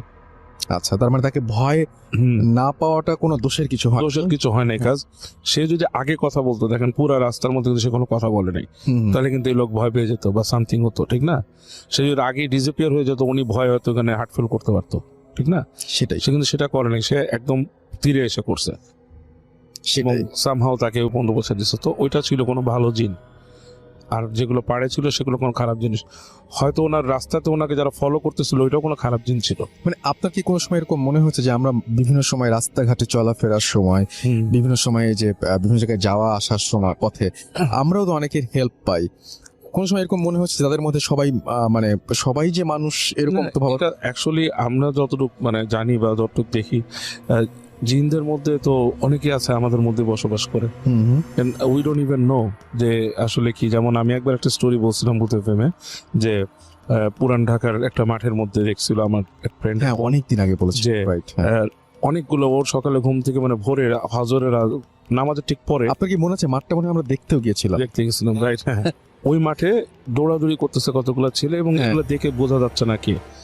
মাঠের মধ্যে দিয়ে নামাজ পড়া শেষ করে প্রথম মুসল্লি ঢুকলো, সাথে সাথে প্রত্যেকটাই একজন হয়ে গেল, রাইট, হয়ে আস্তে করে একটা পিঠে ছালার ব্যাগ নিয়ে বের হয়ে গেল। সো আমরা কিন্তু জানি না কে কোথায় আছে। হ্যাঁ, সো হইতে পারে একটা মানে মানুষের মতো চলাফেরা করতেছে, হতে পারে আমরা যেমন অনেক আগে ছোটকালে ঘটনা শুনতাম, এইসব কাহিনী এখনো অনেক পাই, মানুষের কাছ থেকে আসে, মেইলে আসে, এসে কিন্তু এগুলো বলি না, কারণ এটা অনেক চর্চিত। জি, যে অনেক মাদ্রাসায় অমুক একটা ছাত্র ছিল, জি, পরে দেখা গেল যে আপনার এলাকাতেও এরকম ঘটনা আছে অনেক? আমার এলাকাতে যে মাদ্রাসা একটা আছে, ওখানে তো প্রতিদিনই ঘটনা ঘটে। আমার এক আত্মীয়র বাসা খুব কাছে, সে প্রায় রাত্রে চিৎকার শুনে ভূত ভূত ভূত, কোথা থেকে শুনে? মাদ্রাসা ছেলেমেয়েরা চিৎকার করতেছে। তো পরে মানুষের কাছ থেকে শুনছে যে ওখানে নাকি জিনরা আসে, ডিস্টার্ব করে। তো এইটা মানে এত বেশি শোনা কাহিনী হয়ে যায় না, আমরা আচ্ছা এটাকে আর শেয়ার নাই করি। এটা শুনলে মানুষ বলবে যে আমরা শুনেছি, কিন্তু শুনেছি যেটা একই ঘটনা যখন অনেকের কাছ থেকে শোনা যাচ্ছে, তখন সেইটা আসলে সেই সন্দেহের কোনো অবকাশ নেই। এই যে এই ধরনের কাহিনী মাদ্রাসায় ছাত্র হিসাবে আসা, ইউনিভার্সিটিতে ছাত্র হিসাবে আসা, রাসেল ভাই আপনার নিজের বাড়ি রাজশাহী, সেখানে কিন্তু রাজশাহী ইউনিভার্সিটিতে এই কাহিনীটা কিন্তু খুবই কমন। রাজশাহী ইউনিভার্সিটি অনেকে বলেছে যে ছাত্র লাইট নিভাই দিচ্ছে হাত বড় করে, এবং পরবর্তীতে তাকে দেখা যায়নি। এই ধরনের ঘটনা কিন্তু রাজশাহী ইউনিভার্সিটিতে অনেক শুনছি আমি, অনেক মানুষের মুখে। তারপর অনেকের কাছে শুনছি এরকম যে সকালবেলা এসে ডাক দিয়ে নিয়ে গেছে জমিতে চাষ করার জন্য, হ্যাঁ, বা মাটি কাটার জন্য, পরে যে দেখে তার সাথে কুস্তি হয়েছে। এগুলো একদম রেগুলার ঘটনা শুনে এমন শুনছি, মানে এই যে কুস্তির ঘটনাটা আমি একদম আমার নানা বাড়ির মানুষের কাছ থেকেও শুনছি, এবং তাদের ব্লাড লাইনের মধ্যে বলছে। সো কিন্তু পরবর্তীতে আরো মানুষের কাছে শোনার পর আমি একটু কনফিউজ হয়ে গেছি, কারণ ওইটা এক অঞ্চল, এটা আরেক অঞ্চল, হ্যাঁ, মানে বিভিন্ন অঞ্চল থেকে। সো এগুলো নিশ্চয়ই ঘটে রাসেল ভাই, না ঘটলে তো মানুষ না হয় না যে একটা ঘটনা আমি কলকাতা থেকে পাচ্ছি, ঠিক একই ঘটনা ঢাকায় একজন বসে লিখছে, একই রকমের ঘটনা, শুধুমাত্র প্রেক্ষাপট ভিন্ন, মানুষগুলো আলাদা। এই জিনিসগুলো কিন্তু খুবই মানে আজব। তেমন কি এইসবের প্রকারভেদ, ওই যে আপনি ইংলিশ বইগুলোতে, ইংলিশ সাহিত্যে, ইংলিশ হরর বইতে দেখবেন যে লেখা থাকে যে হেডলেস হর্সম্যান। এটা আমি আগে বলছি, হেডলেস হর্সম্যান বাংলাদেশেও আছে, বাংলাদেশে বাংলায় বলে কন্ধকাটা। হ্যাঁ, হ্যাঁ। সো এই জিনিসগুলো কিন্তু কমন। এটা নিয়ে একটা খুব চমৎকার ব্যাখ্যা আছে, মানে ব্যাখ্যাটা হচ্ছে মানে একজন আমার খুব পরিচিত একজন, মানে আমার খুব বন্ধুর মতো এবং বড় ভাই, তিনি একটা কথা বলেছিলেন, সেটা একটু মানে হাস্যকর হবে, তারপর আমি একটু বলছি। উনি বলেন যে আসলে আমরা সামহাও হয়তো অন্য জগতের সাথে কানেক্টেড হয়ে যাই। তো যেরকম হয় না যে অন্য জগতের কোন একটা এন্টিটি আমরা দেখছি বা কিছুটা আমরা দেখছি, সেটা হয়তো ফুললি ডাউনলোডেড হতে পারে না, তাই জন্য অর্ধেক অবস্থায় আমরা দেখতে পাচ্ছি। সেটাই। তো যাই হোক, মানুষ দেখে আর কি, হ্যাঁ মানুষ দেখে, সেটাই। তো যাই হোক, এরকম ঘটনা নিয়ে এবং আলোচনা আরো বাবু ভাইয়ের সাথে থাকবে আমাদের আরো একবার। সুতরাং আপনারা সবাই সঙ্গেই থাকুন। প্রিয় লিসেনার, আজকের গল্পটা এখানেই শেষ। আশা করি গল্পটা আপনাদের ভালো লেগেছে। যদি ভিডিওটা ভালো লাগে একটা লাইক দিয়ে পাশে থাকুন, আর এমন ভয়ঙ্কর ও বাস্তবধর্মী গল্প শুনতে চাইলে চ্যানেলটি সাবস্ক্রাইব করতে ভুলবেন না। কমেন্টে জানাবেন আজকের গল্পটা কতটা ভয়ঙ্কর মনে হলো। আমরা চেষ্টা করি আপনাদের জন্য প্রতিদিন নতুন নতুন গল্প নিয়ে আসতে। আপনারাই আমাদের অনুপ্রেরণা। আপনাদের কাছেও যদি এমন কোনো ভয়ঙ্কর বা বাস্তব ঘটনা থাকে তাহলে আমাদের কাছে পাঠাতে পারেন। আমরা আপনার ঘটনাটা সংগ্রহ করে সবার সামনে তুলে ধরব। ইমেল বা মেসেজের মাধ্যমে ঘটনা পাঠাতে পারেন। নাম গোপন রাখার ব্যবস্থা থাকবে, কোনো সমস্যা নেই। আপনারাই আমাদের গল্পের মূল শক্তি, তাই ঘটনা থাকলে অবশ্যই শেয়ার করুন। সবাই ভালো থাকুন, সুস্থ থাকুন। আবার দেখা হবে পরের ভিডিওতে। আল্লাহ হাফেজ।